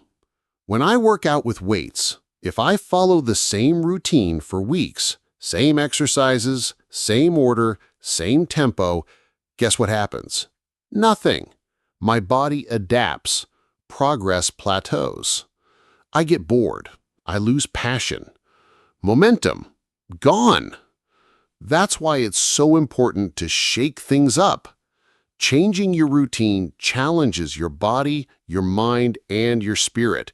It refreshes your experience and reignites your energy. Inject adventure into your life. Right now, I'm on a mission to add more adventure into my life. I set small challenges for myself, weekly, monthly, and yearly goals where I push myself to do something new. It's not always something huge or life-changing. Sometimes it's as simple as trying a new type of food, taking a class I've never considered before, visiting a new destination, joining a club to meet different people. These small shifts keep life exciting. They wake me up from autopilot, and they open doors to fresh perspectives and opportunities. Check your routines. Are they still working? Here's a question for you. Look at your current routines. Are they still energizing you? Are they still producing powerful results? Or have they become same old, same old? If something that used to fire you up now feels dull, it's time to shake it up. You don't need to abandon your routines completely. Just add a twist. Change the scenery. Raise the difficulty. Explore something new. Keep it fresh. Keep growing. Sticking to good habits is essential, but remember, growth happens when you challenge yourself. So every now and then, step out of your comfort zone. Experiment, explore, play. This keeps you passionate, creative, and in the zone for long-term success. Don't let life get stale. Keep shaking things up, and watch how Big Mo comes rushing back into your life. Getting into a rhythm. Find your new groove. All right, so you've built your daily disciplines. You've started developing positive routines. But here's the next step. You need to get into a rhythm. Rhythm brings momentum. Think of your disciplines and actions like the wheels of a steam locomotive. In the start, it's hard to get moving. Even a tiny block of wood can keep that huge train from moving an inch. But once the pistons start pumping, once the wheels get rolling and the pressure stays consistent, that train becomes unstoppable. At 55 miles an hour, it can smash through a 5-foot-thick, steel-reinforced concrete wall without stopping. That's what rhythm does for your success. It turns small, consistent actions into massive, unstoppable momentum. Create rhythms for every area of life. For me, rhythm isn't just about daily habits. I plan ahead to create weekly, monthly, quarterly, and yearly rhythms. Let me give you an example. One of my biggest goals is to deepen the love and intimacy in my marriage. But as you probably know, even the most important priorities can get lost in the chaos of daily life unless you schedule them. Weekly rhythms. Lock it in. Here's how we keep the rhythm alive. Every Friday at 6 p.m., it's date night. An alarm goes off on both our phones. No matter what we're doing, we stop and make time for us. Every Saturday, it's family day. No work allowed. From Friday night to Sunday morning, it's all about marriage and family. Every Sunday at 6 p.m., we have our Relationship Review, or RR. We talk about the week's wins and losses and how we can improve as a couple. The RR process, simple but powerful. During our Sunday RR, we follow a simple structure. We start by appreciating each other, sharing things we noticed and loved during the week. Then we ask, on a scale of 1 to 10, how would you rate our relationship this week? That leads into discussing wins, losses, and adjustments. Finally, we ask, what would it take to make your experience a 10 next week? This honest but loving conversation helps us stay aligned and connected. It's simple, it's powerful. I highly recommend it, if you dare. Monthly and quarterly rhythms, creating memories. Every month, we plan something unique and memorable. Life is just a collection of experiences, so we intentionally create experiences that are special and out of the ordinary. It could be a drive up to the mountains, an adventurous hike, trying a fancy new restaurant, a sailing trip. The key is to break out of routine and create lasting memories. Every quarter, we plan a 2 to 3 day getaway. This is a perfect time to review all our goals, check in on life patterns, and reflect deeply on how things are going in our relationship. Yearly traditions. Build your life calendar. Beyond that, we have yearly traditions, special travel vacations, holiday rituals, our New Year's hike and goal-setting session. When all these rhythms are set in place, you don't have to constantly think about what to do next. Everything flows naturally. We've built a rhythm that keeps the momentum going. Rhythm equals flow equals success. When your actions and disciplines get into a consistent rhythm, you're basically rolling out the red carpet for Big Mo to walk right into your life. Success becomes less about willpower and more about flow. Once you find your groove, you become unstoppable. Registering your rhythm. All right, so you've built good habits. You've created powerful routines. You've established a rhythm. But how do you make sure you're staying consistent? How do you know if you're on track and not slipping? That's where something I call the rhythm register comes in. What is a rhythm register? The rhythm register is a simple yet powerful tool I created for myself. It helps me track the rhythm of a new behavior I'm working on. It's not complicated.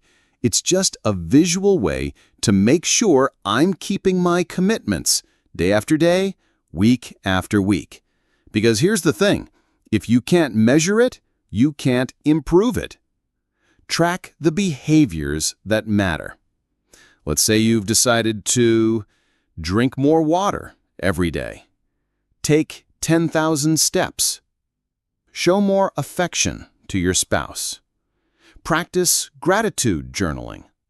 Whatever new behavior you want to build into your life, you need to track it. The rhythm register is a place where you log these behaviors daily. You'll instantly see if you're creating a consistent rhythm or if you're slacking off. Why this works? When you track something, it brings awareness, and awareness is the first step to real change. The simple act of logging a check mark, a number, or a note keeps you accountable. It forces you to stay honest with yourself. Plus, seeing your progress builds confidence. And when you start stacking small wins, Big Mo, momentum, kicks in. What gets measured gets managed. So if you're serious about developing a new behavior, don't leave it to chance. Track it, measure it, register your rhythm. That's how you go from intention to action to success. The rhythms of life. When people start something new, they almost always overdo it. They go all in, too fast, too hard, and they burn out.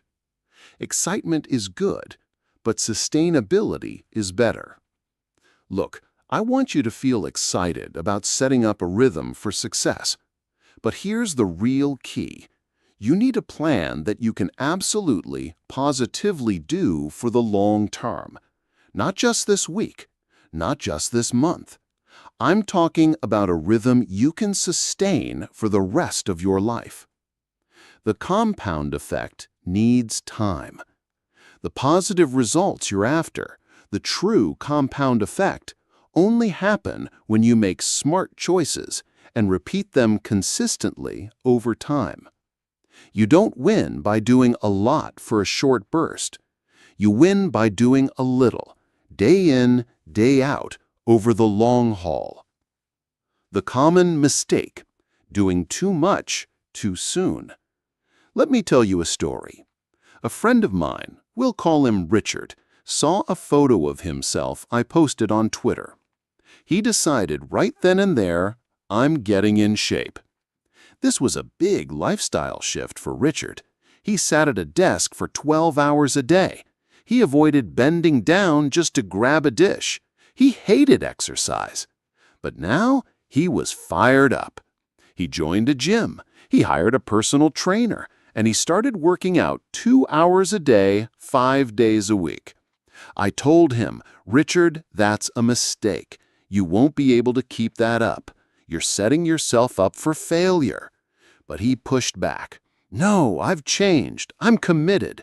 I want abs. What's your real goal?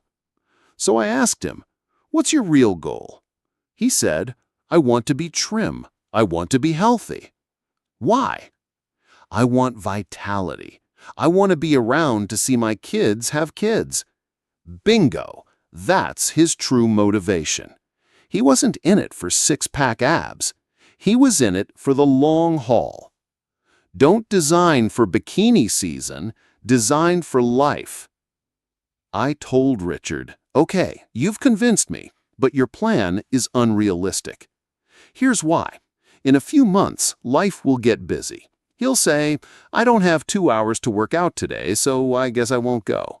Then 2 days missed becomes a week missed. Soon, it's over. Build a rhythm you can sustain. So I advised him, do your 2 hours a day, 5 days a week, but only for the first 60 to 90 days. That's just to build momentum. After that, scale down to 1 hour or 1 hour 15 minutes 4 days a week. Sustain that for another 60 to 90 days. Eventually, transition to a rhythm of 45 minutes to 1 hour 3 to 4 times a week. That's a program you can maintain for the next 50 years, not just 5 months. The hard truth about success. Consistency is the critical ingredient of success. Anyone can go hard for a short time, but the real winners, the ones who see the compound effect work its magic, are those who set up a rhythm they can stick to for life. Pace yourself to win.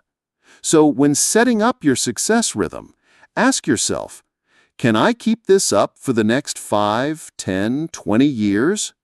If not, adjust. Start smaller. Focus on what's sustainable. Because success isn't a sprint, it's a rhythm. The power of consistency. If there's one superpower that gives me an edge over others, it's not talent. It's not intelligence. It's not even hard work. It's consistency. Consistency, the ultimate competitive advantage. Let me tell you, nothing kills big momentum, faster than a lack of consistency. You can be smart, passionate, ambitious, but if you're not consistent, you're going nowhere. It's consistency that transforms good intentions into real results. A simple analogy, the flight from LA to New York. Imagine this. You and I are both flying planes from Los Angeles to New York City. But here's the catch. You are flying at 500 miles per hour, blazing fast. But you stop and land in every single state along the way. I, on the other hand, fly at a modest 200 miles per hour, but I never stop. I fly straight through. Who's going to reach New York first? I will, by a landslide. Why? Because stop and go is a killer. Every time you land, you lose time. Every time you stop, you burn fuel starting back up again. It doesn't matter how fast you fly in bursts. The start, stop cycle destroys your momentum. It drains your energy. It saps your motivation, and eventually, you run out of fuel. Slow and steady wins the race. Meanwhile, I just keep going. No bursts of speed, no flashy takeoffs, but I don't stop. Even at a slower pace, I'm making steady, uninterrupted progress. The real secret is small, consistent actions over time. That's how success works in real life. It's not about giant leaps. It's not about random bursts of effort. It's about doing small, smart actions consistently over a long period of time. It's boring. It's unsexy, but it works. Commit to consistency. So if you're serious about reaching your goals, make consistency your best friend. It will take you further than talent. It will outlast motivation. It will beat anyone who relies on speed without staying power. Consistency is what keeps Big Mo on your side. The pump well. Let's talk about what really happens when you slack off on your routines. It's not just missing a workout or skipping a prospecting call or postponing date night one Friday. No, it's much bigger than that. You're not just losing the small results of that single missed action. You're losing something far more precious: momentum. The hand-pumped water well analogy. Picture this. You're standing next to an old-school hand-pumped water well. The water you want is buried deep underground. To get it, you've got to pump that lever again and again to create the vacuum that pulls the water up. You pump and pump, and what do you see? Nothing. Most people give up here. They think, this is pointless, it's not working, and they walk away empty-handed. The few who persist. But the wise ones, they keep pumping. And after a while, a few drops of water appear. But even then, most people quit. All that work for a few lousy drops? But those who persevere, they keep pumping. And suddenly, the stream bursts forth. Water starts flowing freely. Now you don't have to pump as hard. You just need to keep pumping steadily to maintain the flow. The cost of inconsistency. But here's the catch. If you stop pumping for too long, the water doesn't stay at the top waiting for you. It drops back down. And when you come back, you're back to square one. You'll have to pump furiously just to get those few drops again. That's exactly how life works. Stop and go kills momentum. You get excited about a new project. You go hard for a few weeks. Then life gets busy. You slack off. You're making prospecting calls daily until you get a few deals. You're doing date nights until Netflix starts winning again. You're working out until life happens. Every time you stop, you kill Big Mo, momentum. It's not just a pause, it's a reset. And starting over is exhausting. Be the tortoise, not the hare. Winning is about pace, not sprints. Be the tortoise, the one who, with enough time, beats everyone else, not by speed, but by consistency. Positive habits, right choices, applied daily, without fail. That's how you win. Protect your momentum. Every skipped action isn't just a small loss. It's a crack in your momentum. Protect it. Cherish it. Because once you lose it, getting it back is a painful uphill climb. In the next chapter, we'll dive into the invisible forces that can either boost you up or drag you down. The influences that shape your success, often without you even realizing it. Chapter 5. Influences. Let's take a moment to reflect.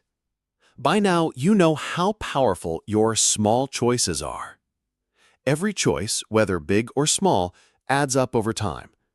Like drops of water filling a bucket, they compound, creating an enormous impact on your life. You've also learned something very important. You are 100% responsible for your life. Yes, you. You are responsible for every choice you make, every action you take. No excuses, no blaming anyone else. But here's where it gets tricky. Even though you are in charge of your choices are constantly being influenced by outside forces. Forces that quietly shape your thoughts, your habits, and your behaviors, often without you even realizing it. Most people live unaware of this subtle control. But if you want to stay on track toward your goals, if you want to keep growing, keep succeeding, you must become aware of these influences. More importantly, You need to take control over them. Otherwise, they will control you and possibly pull you away from your dreams. Darren Hardy explains that we are all affected by 3 main types of influences. Let's explore them one by one. 1. Input. What you feed your mind. Think of your mind like a garden. If you plant flowers, water them, and care for them, you'll have a beautiful, blooming garden. But if you let weeds grow, they'll take over everything. The same happens with your mind. What are you feeding your mind every day? Are you filling it with positive, uplifting information? Or are you letting negative, toxic stuff get in?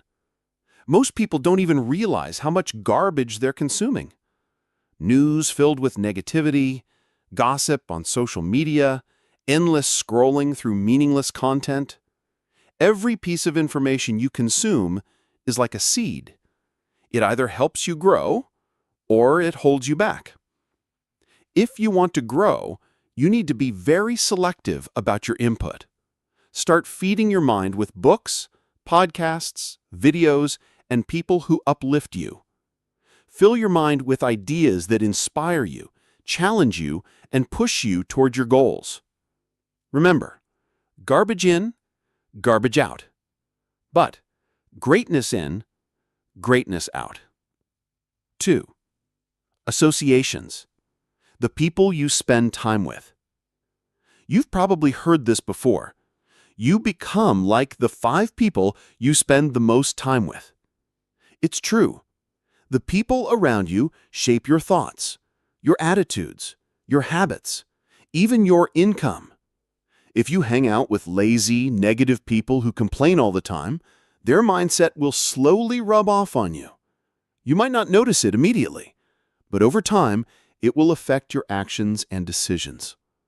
On the other hand, if you surround yourself with positive, ambitious people who challenge you, encourage you, and push you to be better, you'll naturally rise to their level. Darren Hardy calls this the association effect. He suggests you categorize your relationships into 3 groups. Disassociation, people you need to cut off. These are toxic, negative people who drain your energy and pull you down. Limited association, people you need to spend less time with. Maybe they're not bad people, but they don't align with your goals. And expanded association, people you need to spend more time with. These are your role models, mentors, and peers who inspire you to grow. Take a moment to reflect. Who are you spending your time with? Are they helping you grow or holding you back? Choose your circle wisely. It could be the difference between success and failure. 3. Environment. Your surroundings. Now, let's talk about your environment. This includes your home, your workspace, your city, even the content you see online. Everything around you affects your mindset, even in ways you don't consciously realize. If your workspace is messy and chaotic, it's hard to focus. If you live in an environment filled with negativity, it will influence your mood and energy. But if you intentionally design your environment to support your goals, it becomes a powerful ally. For example, if you want to eat healthy, stock your kitchen with nutritious food. If you want to read more, place books where you can see them. If you want to exercise regularly, set up a workout space at home. Small adjustments to your environment can create huge shifts in your behavior. Be intentional. Create an environment that makes success easy and failure hard. You are the gatekeeper. In the end, here's what you must remember. You are the gatekeeper of your mind, your relationships, and your environment.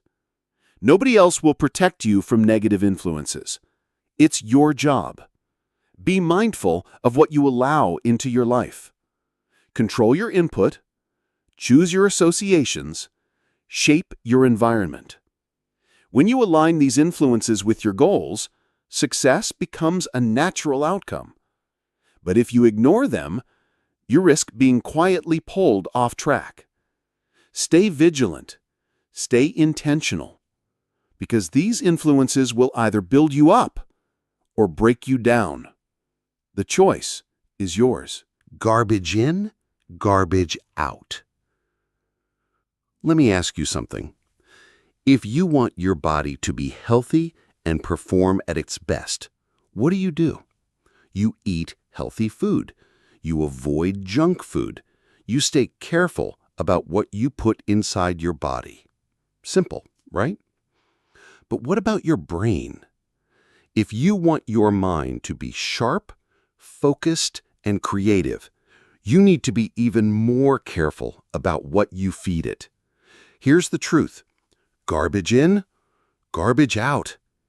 If you fill your mind with negative news, gossip, and mindless entertainment, that's exactly what will come out in your thoughts, actions, and results. But there's a problem. Unlike food, where you can choose what to eat, most of the information we consume enters our brain without us even noticing. We listen to news on the way to work. We scroll through social media. We watch TV shows that add no real value. All this information seeps into our minds quietly, and it shapes how we think. Your brain's default mode is fear and survival. Here's something important to understand. Your brain's primary job is not to make you happy. Its main job is to keep you safe. It's always looking out for threats, always scanning for danger, always focusing on what's wrong. That's why when you turn on the news and hear stories about robberies, accidents, or economic problems, your brain lights up. It grabs onto that negativity, and then it keeps chewing on it over and over again. You carry that fear and worry into your entire day. Left on its own, your brain will keep focusing on the negative. It's part of human nature. But here's the good news. You can change your behavior. You can take control of what you allow into your mind. Don't drink dirty water. Imagine your mind is like a glass of water. If you pour dirty, muddy water into the glass, everything inside becomes dirty. That's what happens when you fill your mind with negative input, bad news, gossip, drama, complaints. All your thoughts, your expectations, and your results will be filtered through that muddy water. But here's the solution. Flush it out. Keep pouring in clean, fresh water, positive, inspiring, uplifting content. If you do it long enough, eventually the dirty water gets flushed out and your mind becomes clear and focused. What is this clean water? It's books, podcasts, success stories, motivational videos, positive conversations. Content that feeds your mind with ideas of growth, abundance, success, and possibility. Step 1. Stand guard at the gate of your mind. Let's be real. You can't completely avoid negative input. It's everywhere. On billboards, at the grocery store checkout, on social media, in casual conversations. But you can control most of it. Here are some simple actions. Cancel negative subscriptions. Stop listening to depressing news radio. Replace TV time with reading or meaningful conversations. Record only educational, positive shows, and skip the commercials. Even with friends and family, you can gently steer conversations away from negativity. You are the gatekeeper of your mind. No one else will do it for you. Step 2. Go on a media diet. Did you know the average person spends almost 5 hours a day watching TV? That's more than 30 hours a week. 2 entire months every year spent in front of a screen. And people wonder why they feel stuck in life. The media knows how to grab your attention. They show you the most shocking, scary, dramatic stories because that's what sells. But that constant stream of negativity gives you a twisted, distorted view of the world. It fills your mind with fear, worry, and hopelessness. You need to break free from this cycle. Limit your media consumption. Be intentional. Don't let the media hijack your mind. Step 3. Enroll in Drive Time University. Here's a powerful idea Darren Hardy shares. Turn your car into a mobile classroom. The average person drives about 12,000 miles a year. That's around 300 hours sitting in your car. Now, imagine if you used that time to listen to audiobooks, personal development programs, or educational podcasts. You could earn the equivalent of a college degree just by listening while you drive. Instead of wasting time on mindless radio chatter, you're using that time to grow, learning new skills, developing a success mindset, and staying motivated. That's how you separate yourself from the crowd. One CD, one audiobook, one lesson at a time. You control the input. At the end of the day, your life will reflect what you put into your mind. If you allow negativity, fear, and nonsense in, that's what will come out. But if you intentionally fill your mind with positivity, knowledge, and inspiration, you'll create an extraordinary life. Be selective. Be disciplined. Stand guard at the door of your mind, because garbage in, garbage out. But also, greatness in, greatness out. Associations. Who's influencing you? There's a simple truth in life. Birds of a feather flock together. The people you spend the most time with shape your life, sometimes more than you realize. Social psychologists have found that up to 95% of your success or failure is influenced by your reference group. That's the circle of people you hang around with the most. Think about it. Who do you spend most of your time with? Are these people positive, successful, and uplifting? Or are they negative, complaining, and stuck in their old ways? Jim Rohn famously said, "You are the average of the 5 people you spend the most time with." Your income, your health, your attitude, all of it can be predicted by looking at those 5 people. Subtle influence over time. Here's the tricky part. This influence doesn't happen overnight. It's slow, quiet. It's like being in an inner tube at the beach. You think you're floating in place, but when you look up, you've drifted far down the shore. Your friends' habits will slowly become your habits. Their conversations become your conversations. Their mindset becomes your mindset. If your friends always order greasy food and extra drinks, soon you'll be doing the same. If your friends talk about success, read great books, and strive for more, you'll find yourself matching their pace. You cannot hang around negative people and expect to live a positive life. Take inventory. Who are your 5? Here's a challenge for you. Write down the 5 people you spend the most time with. List their main traits, both good and bad. What's their average income? How's their health? What's their attitude like? Are they growing or stuck? Look at that list and ask yourself, is this who I want to become? If the answer makes you uncomfortable, it's time to make some changes. 3 types of associations. Jim Rohn taught Darren Hardy a powerful way to manage relationships. You need to sort people into 3 categories. 1. Disassociations. People you must cut off. These are toxic, negative influences that drag you down. It might be a difficult decision, but it's necessary. You wouldn't let your kids hang around bad influences, so why allow it for yourself? It's hard. People will resist. They may accuse you of changing or being selfish, but it's not about them. It's about protecting your future.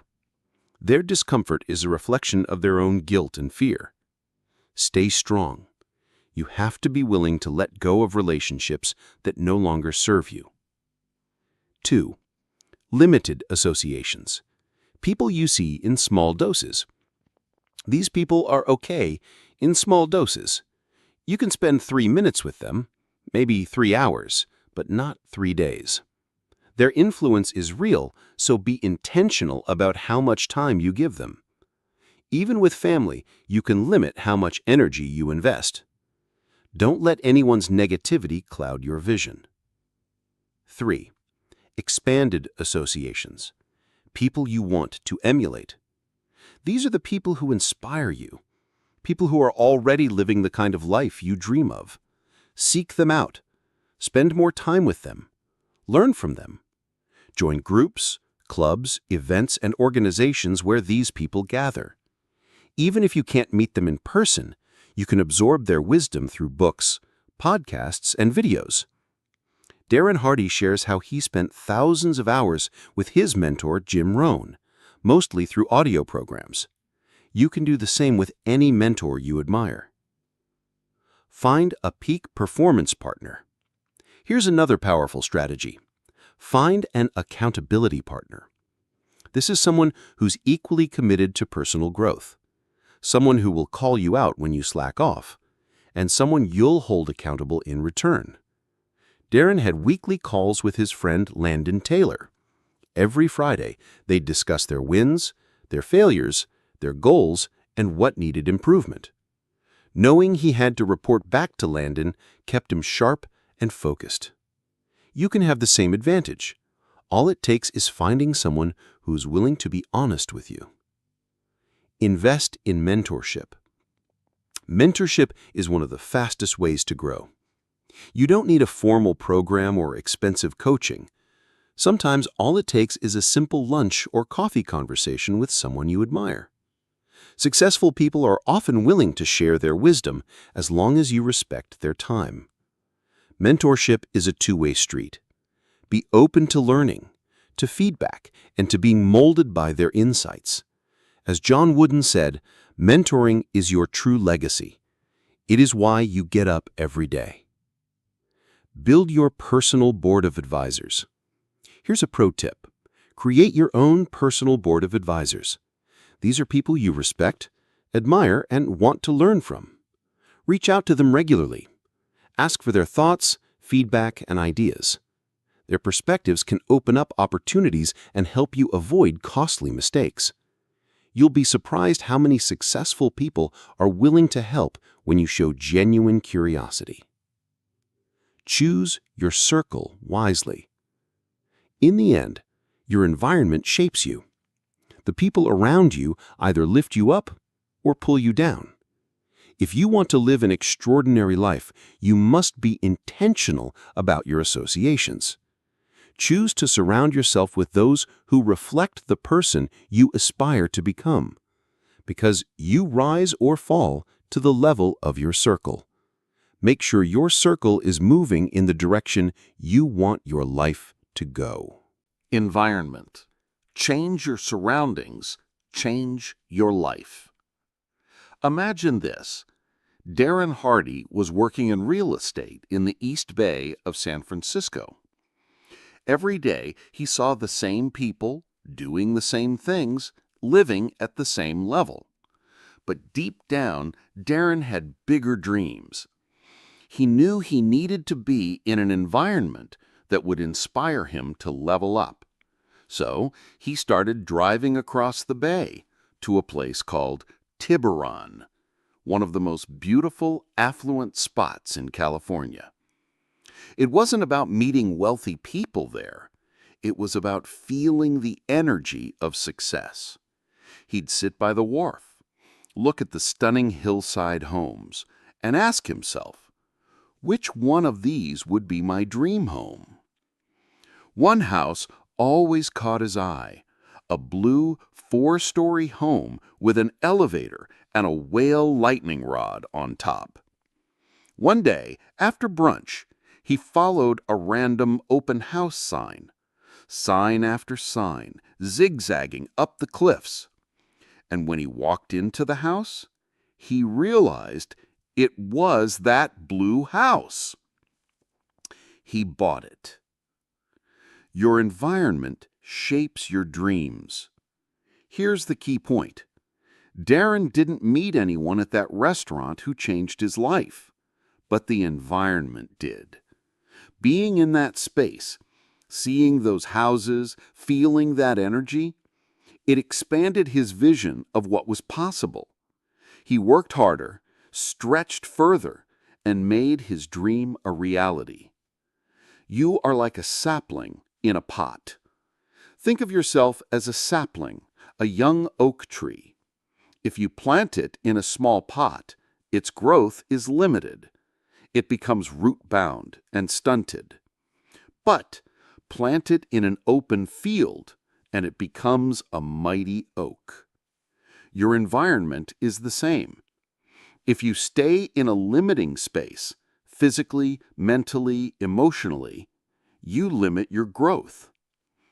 Environment is more than just a place.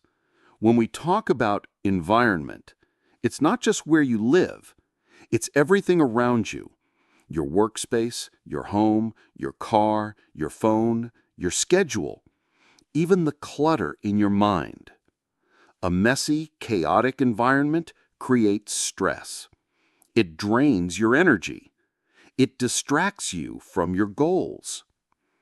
Every incomplete task, every broken promise, every piece of clutter, it's like a small anchor holding you back. So start clearing it out.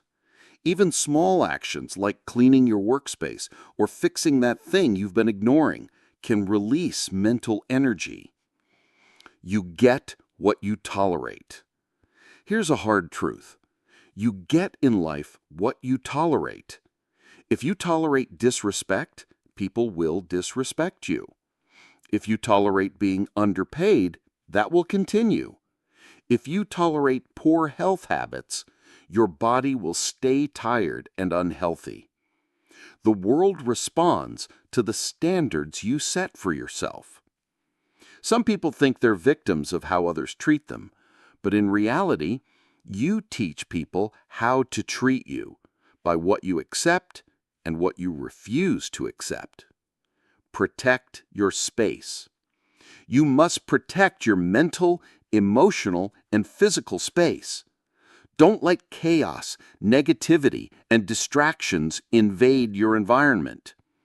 If you want to build a life of consistency, rhythm, and high performance, your environment needs to support that. Make your space a place where success is the default, not the exception. Life organizes around your standards. Life is like water. It fills the container you give it. If you raise your standards, life will rise to meet you.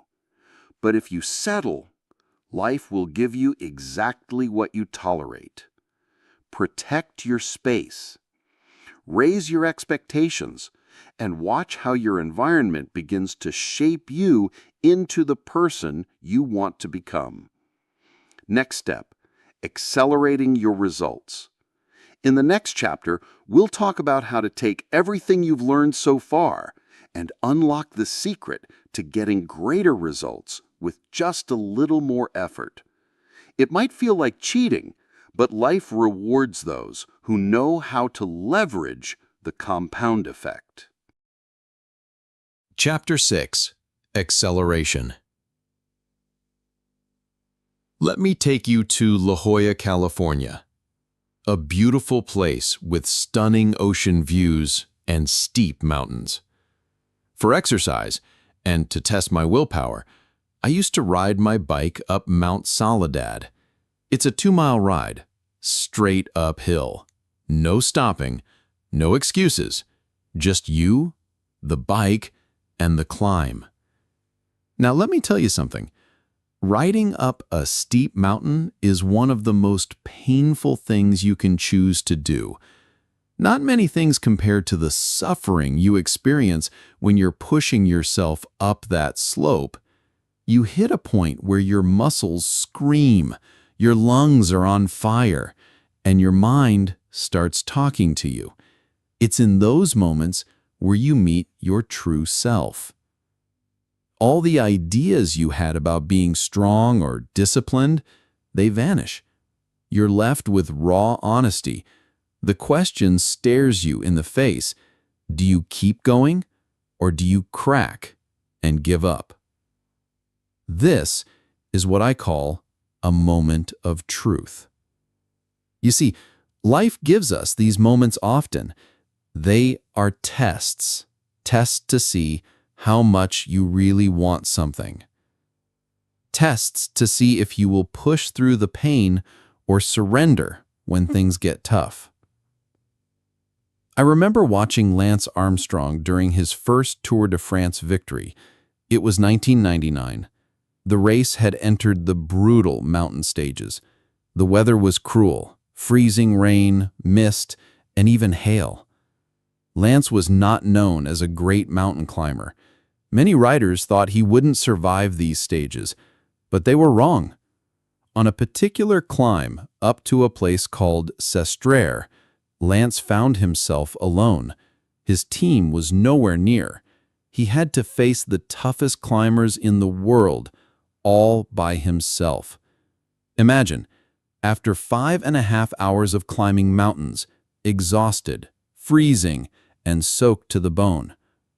With 5 miles to go, Lance was 32 seconds behind the leaders. In mountain cycling, 32 seconds can feel like forever. But Lance did something remarkable. He stood up on his bike and surged forward. He caught up with the 2 leading climbers, but he didn't stop there. With everything he had left, Lance launched a powerful attack and pulled ahead. He described it best in his book, It's Not About the Bike. He said, when you open a gap and your competitors don't respond, it tells you something. They're hurting. And when they're hurting, that is when you take them. Despite the pain, despite the exhaustion, Lance kept pushing. No one could catch him. He won that stage, and eventually, he won the entire Tour de France. Why am I telling you this? Because this chapter is about acceleration. It's about those critical moments when you decide who you are. It's about pushing through, even when everything inside you wants to quit. Now here's the truth. The compound effect is always working. Every little action you've taken, every effort, every practice session, every late night you spent studying, they all add up. When you stay consistent, life will eventually hand you a moment of truth. And when that moment comes, you will be ready. You'll be able to push through barriers, rise above your competition, and surprise everyone, even yourself. You'll realize that all those small steps, done over and over, gave you the strength to seize the opportunity.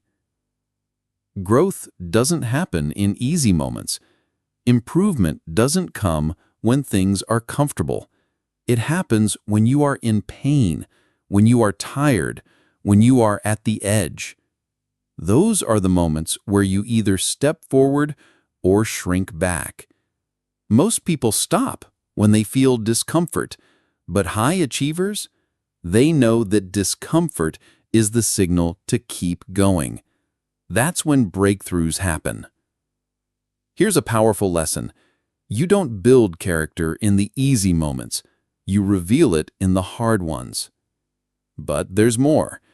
One of the smartest ways to accelerate your success is always to deliver more than expected.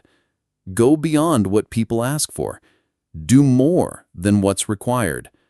When you do this consistently, you multiply your rewards. It's the principle of exceeding expectations. Every time you over-deliver, you build trust, reputation, and goodwill. These are things that compound over time. Eventually, you'll find doors opening for you that you didn't even know existed. Here's a simple formula: preparation plus opportunity plus massive action equals acceleration. You prepare by staying consistent with your habits. You wait patiently for the right opportunity, and when it comes, you take massive, decisive action. It's like a rocket launch. The rocket burns most of its fuel just to escape the Earth's gravity. That's the hardest part. But once it's in orbit, it glides smoothly. Success works the same way. The early stages require tremendous effort, but once you break through, everything becomes easier. Remember, there are no shortcuts. You have to pay the price. But the compound effect ensures that every ounce of effort is never wasted. It's quietly working behind the scenes, building your momentum. And then, when your moment of truth arrives, you will be unstoppable. Moments of truth. There's a powerful line from Lance Armstrong's autobiography. He writes, "There is a point in every race when a rider meets his real opponent and realizes it's himself." That's such a deep truth, isn't it? In life, in business, in every struggle, the opponent isn't out there, it's inside. Lance talks about how in his most painful moments on the bike, he becomes curious. He wonders, how will I respond? Will I find my weakness and give in? Or will I reach deep and discover my true strength? We all face these moments. I face them daily when I was in real estate. Driving to meet a potential client after getting rejected by the last one, my mind would start coming up with excuses. Maybe I should skip this call. Maybe it's not a good time. I'd be canvassing a neighborhood, and suddenly the dogs would start barking, or the sky would turn dark with rain clouds. Or during cold calling time, between 5 and 9 p.m., I'd get scolded for interrupting someone's dinner or TV show. And let me be honest with you, I was always tempted to stop, to take a break, to go back to the office, to grab a glass of water. But every time I hit that mental wall, I reminded myself, my competitors are feeling the same thing right now. If I keep going, even when it's hard, I will be ahead of them. These were my moments of truth. Moments where success is forged. Not during easy times when I'm just keeping pace with the crowd, but in the tough moments, when most people stop. It's not about whether you reach the wall or not. It's about what you do after you hit the wall. Lou Holtz, the legendary football coach, understood this well. In one game, his team was losing 42-0 at halftime. But Lou didn't scold them. Instead, he showed them highlight reels of players making second efforts, diving for tackles, blocking harder, going the extra inch. He told his team, "Everyone gives their best on every play. That's expected. But what wins games is the extra effort after you've done your best. That's why you're on my team." That team came back and won the game in the second half. That's how victories are earned.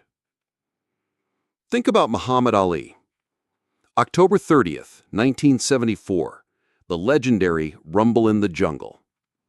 Almost no one believed Ali could defeat George Foreman. Foreman was a powerhouse.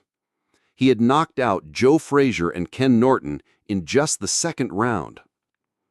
But Ali had a strategy. He knew Foreman was strong, but lacked endurance. Ali invented the rope-a-dope. He leaned on the ropes, protecting his face, while Foreman threw hundreds of punches. Round after round, Ali absorbed the blows, waiting. By the 8th round, Foreman had hit his wall. He was exhausted. That's when Ali struck, delivering a combination punch that floored Foreman and reclaimed the heavyweight title. Do you see the pattern here? Hitting the wall is not an obstacle. It's an opportunity. Let me take you back to Lance Armstrong's second Tour de France. Earlier that year, he had crashed on a wet mountain road. The crash left him with a concussion and a broken vertebra. Now, as fate would have it, the Tour returned to the same mountain. And once again, it was raining. But Lance's mindset was different. He said, "This is perfect attacking weather, because I know the others don't like it. I believe nobody in the world is better at suffering than me." That's a mindset shift. He turned his pain into his advantage. That day, Lance won his second Tour de France. Do you see the pattern here? Hitting the wall is not an obstacle. It's an opportunity. Let me take you back to Lance Armstrong's second Tour de France. Earlier that year, he had crashed on a wet mountain road. The crash left him with a concussion and a broken vertebra. Now, as fate would have it, the Tour returned to the same mountain. And once again, it was raining. But Lance's mindset was different. He said, "This is perfect attacking weather, because I know the others don't like it. I believe nobody in the world is better at suffering than me." That's a mindset shift. He turned his pain into his advantage. That day, Lance won his second Tour de France. Do you see the pattern here? Hitting the wall is not an obstacle. It's an opportunity. Lance Armstrong said about the fear of crashing again, "I'm looking forward to thrashing out with him in real time." That's a mindset shift. He turned his pain into his advantage. That day, Lance Armstrong won his second Tour de France. You see, when conditions are perfect, sun is shining, no distractions, no problems, everyone performs well. But when things get tough, when problems arise, when distractions pull at you, that's when you get to prove your worth. That's when you separate yourself from the average. Jim Rohn, my mentor, used to say, "Don't wish it were easier, wish you were better." And that's the truth. Every time you hit the wall, whether it's in your daily disciplines, your routines, or your consistency, it's a signal. It's life's way of saying, this is the moment where you leave your old self behind and step into a stronger, more powerful version of you. Scaling that wall, pushing through when it's difficult, that's where victories are made. That's where champions are born. Multiplying your results. I want to share something exciting with you today. We've talked about how small, simple disciplines, repeated consistently, will eventually compound into big, life-changing results. But here's a powerful thought. What if you could speed up that process? What if you could multiply your results, not just add to them? Wouldn't you want to know how? Well, I'm going to show you exactly how just a little bit of extra effort can explode your outcomes beyond what you ever imagined. Let's take a simple example, weight training. Imagine your workout plan says you need to do 12 repetitions of a certain exercise. You do the 12 reps, and that's great. You've done what's expected. And if you stay consistent, this effort will compound and give you results over time. But what if, after those 12 reps, even when you feel like you can't go on, you push out another 3 to 5 reps? Yes, it will hurt. Yes, it will be uncomfortable. But here's the truth. Those extra reps will multiply the impact of your workout. You see, the first 12 reps got you to your limit, but the real growth happens in the reps after you hit that wall. This principle applies everywhere in life. Arnold Schwarzenegger, the bodybuilding legend, used a method called the cheating principle. Now, don't get it wrong, Arnold was all about perfect form, but once he reached his max in perfect form, he'd allow a slight adjustment, maybe a small wrist turn or leaning back a bit, to push out 5 or 6 more reps. Those cheat reps were where the real muscle growth happened. Sometimes it wasn't just about cheating. He'd have a workout partner help him with those last few reps, the ones he couldn't do on his own. But it was those extra reps beyond his limit that multiplied his gains. This is how you shatter your limits. If you're a runner, you'll understand this too. You set a goal, maybe 3 miles for the day. You're tired, you've hit your limit, but instead of stopping, you push for an extra half mile. That extra stretch expands your endurance, your stamina, and your mindset exponentially. Now, remember the magic penny example from Chapter 1? A penny that doubles in value every day becomes over $10 million after 31 days. But here's something even more mind-blowing. If you added just 1 more doubling per week during those 31 days, do you know what happens? The result wouldn't be $10 million. It would skyrocket to $171 million. That's right. Just 4 extra efforts changed the outcome by $161 million. That's how powerful a little extra can be. It's not about working 10x harder. It's about pushing just a little beyond your limit consistently. And that little extra multiplies your results over time. Here's a mindset shift I want you to adopt. View yourself as your toughest competitor. Stop comparing yourself to others. Compete against the best version of yourself. Push past your own expectations. Go beyond what you think you're capable of. Another key to multiplying your results is this: do more than people expect of you. Most people do the bare minimum. They do enough. But when you go the extra mile, when you deliver more than expected, you stand out. Opportunities will find you. Rewards will multiply. It's a small shift, but it makes all the difference. The compound effect isn't just about slow, steady gains. When you apply extra effort at the right moments, it becomes a force that accelerates your progress beyond what you thought possible. Beat the expectations. Let me share with you a principle that can completely change the results you get in life. It's the idea of beating expectations. Let's take Oprah Winfrey as an example.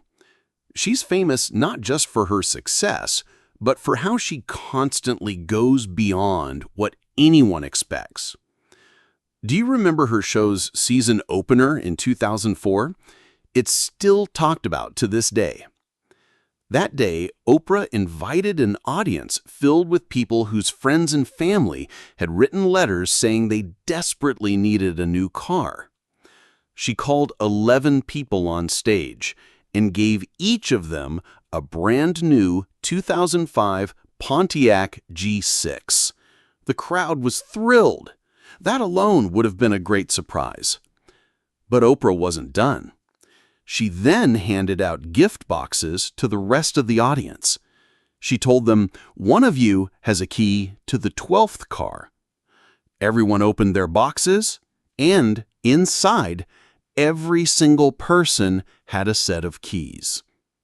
That's when Oprah delivered her now legendary line, "Everybody gets a car.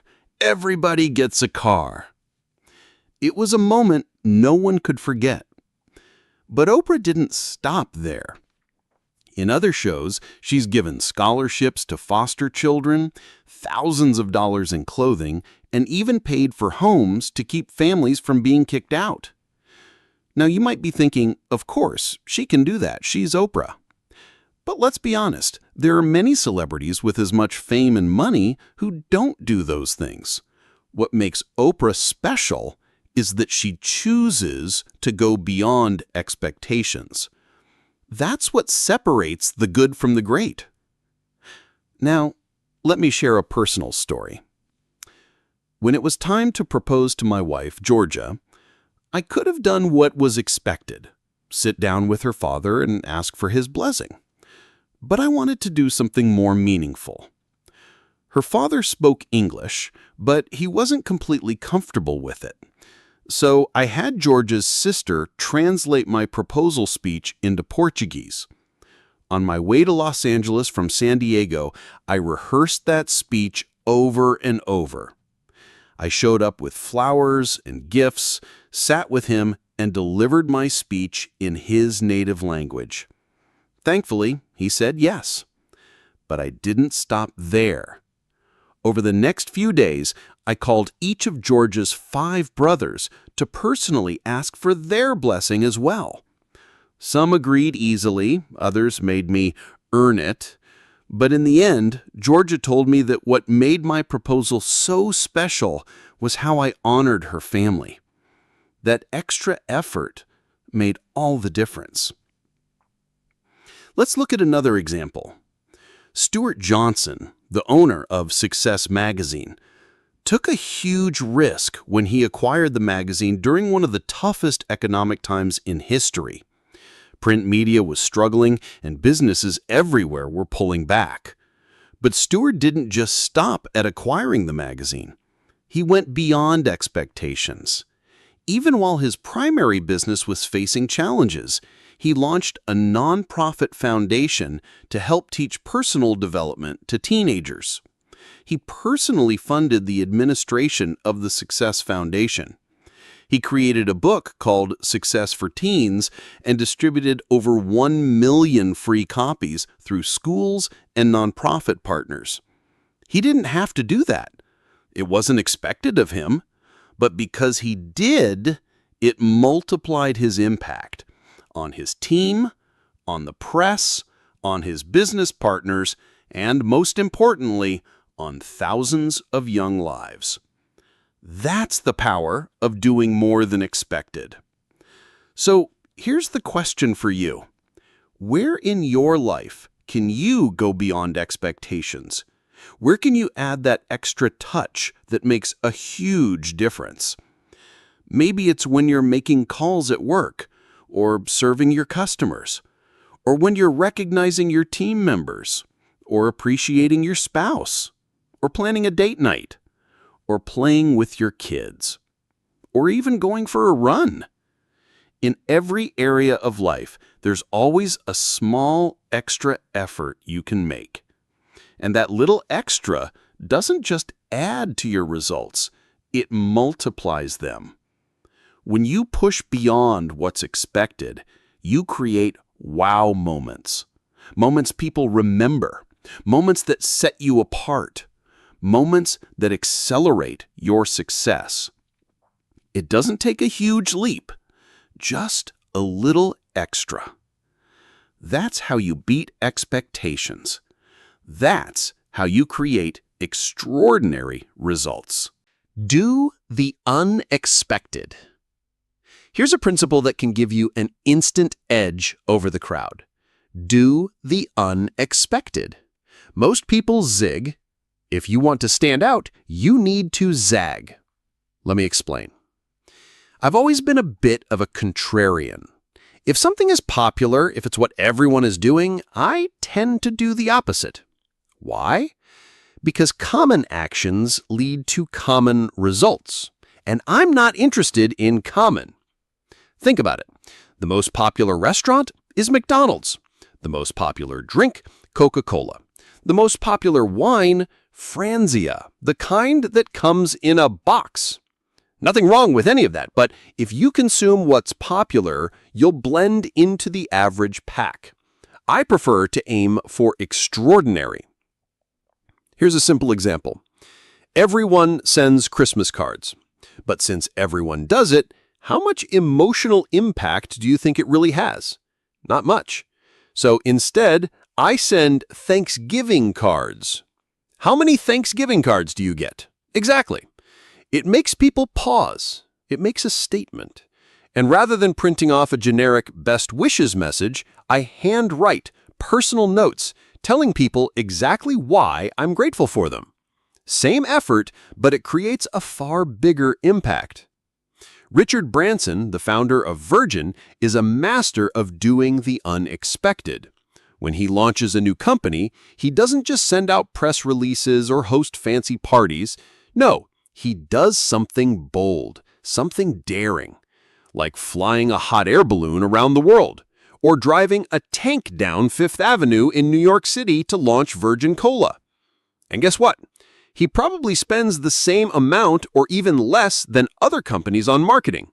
But his unexpected stunts multiply his impact. People remember him. His brand stands out.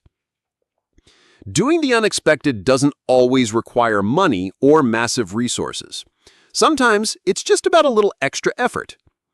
When I was in real estate, everyone else would cold call expired listings. I did something different. I would drive to the homeowner's doorstep and personally hand them a sold sign. I'd say, "You'll need this if you hire me to take over this listing." It cost me nothing but a tank of gas, but it dramatically increased my chances of winning the listing. Let me tell you a story about my friend Alex. Alex had an opportunity for his dream job. He lived in California, but the job was in Boston. He was one of the final 12 candidates. The company planned to interview locals in person and out-of-towners via video conference. He called me and asked me, "Do you know how to set up a webcam interview?" I asked him, "Alex, how badly do you want this job?" He said, "It's my dream job. I've spent 45 years preparing for this." So I told him, "Then get on a plane and show up in person." Alex hesitated. "No need. They're flying in the final 3 later for a last round of interviews." I told him, "If you want to be in that final 3, do the unexpected. Fly across the country now. Show them how serious you are." I even advised him to go all in, what I call a shock and awe campaign. I said, research everyone involved in the decision-making process. Find out their hobbies, their family's interests. Send them books, articles, small gifts. Yes, they'll know what you're doing, but they'll appreciate your effort and creativity. I told him to reach out through his network, find any personal connections to the company, and get referrals. Send emails, texts, faxes, social media messages. Hit every angle. Sure, it might seem overly aggressive, but here's the truth. You might lose 1 out of 5 people for being too aggressive, but you'll win over the other 4. Unfortunately, Alex didn't take my advice. He didn't make the trip, he didn't stand out, and he didn't get the job. He didn't even make it to the final 3. Even though he was the best candidate, his failure to make an impression cost him his dream job. Here's another story. I sit on the board of a company that once needed a congressman's approval to move forward with a crucial project. This congressman was refusing, not because of the issue itself, but due to unrelated political grudges. So, I suggested we take a different approach. Instead of lobbying the congressman, we went straight to someone who had real influence over him. His wife. Through our network, we found a connection to her. We met her after a church service, introduced ourselves, and explained how this project would help hundreds of children in an underprivileged neighborhood. Guess what? By Tuesday of the following week, the congressman had signed off. Sometimes doing the expected, sending letters, making phone calls, doesn't cut it. In our noisy, attention-deficit society, doing the unexpected is often required just to get noticed. If you have a mission, a dream, a cause that's important, you need to be willing to stand out. You need to add a little audacity to your efforts. It doesn't always take money. Often it just takes guts, creativity, and the willingness to be bold. So ask yourself, where in your life or business can you do the unexpected? Where can you go beyond the ordinary and make people notice you? Sometimes it all takes a little zag when everyone else is zigging. That's how you win. Do better than expected. There's a secret to achieving extraordinary results in life. It's simple, but very few people actually do it. The secret is to always do better than expected. Let me share a story with you. Invisible Children is a nonprofit I work with. They help rescue children who've been abducted and forced to become child soldiers in Uganda and the Congo. To raise awareness, they organized a powerful event called The Rescue. Across 100 cities, more than 800,000 young people camped outside.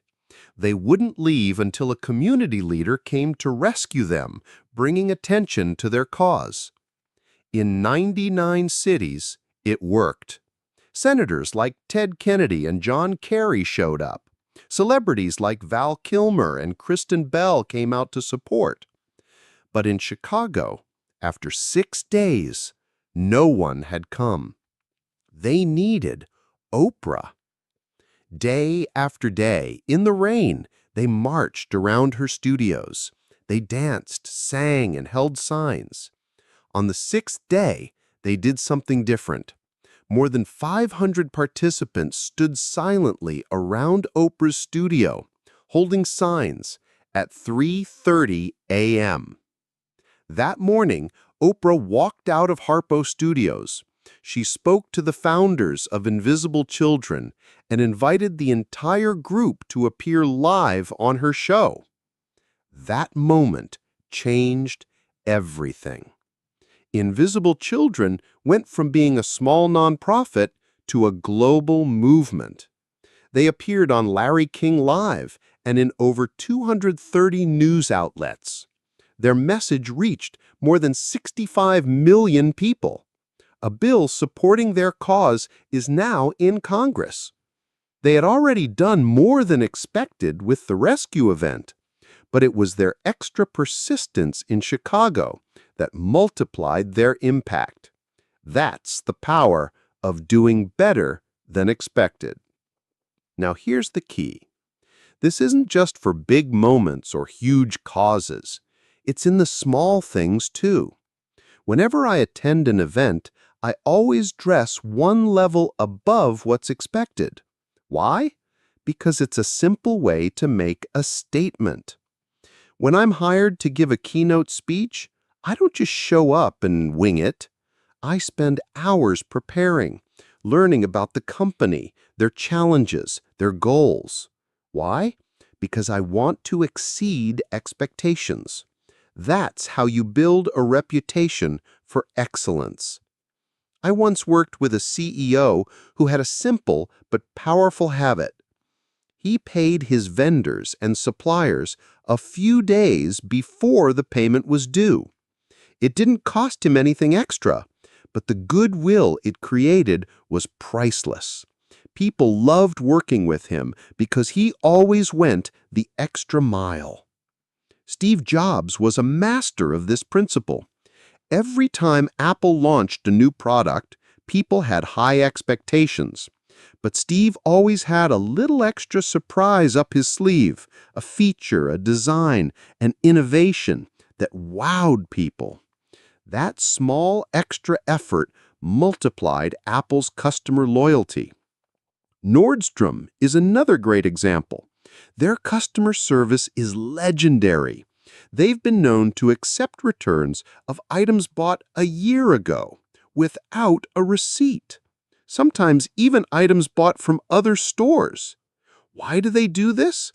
Because they understand that exceeding expectations builds trust and loyalty. their reputation keeps growing because of it. Now, think about your own life. Where can you go the extra mile?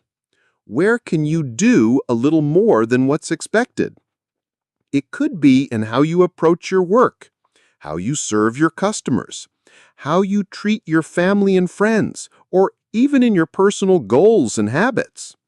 Giving a little more time, energy, or thought to your efforts doesn't just improve your results, it multiplies them. Extraordinary results don't require extraordinary resources. They require extra effort. When you always look for ways to do better than expected, you create wow moments. Moments that people remember.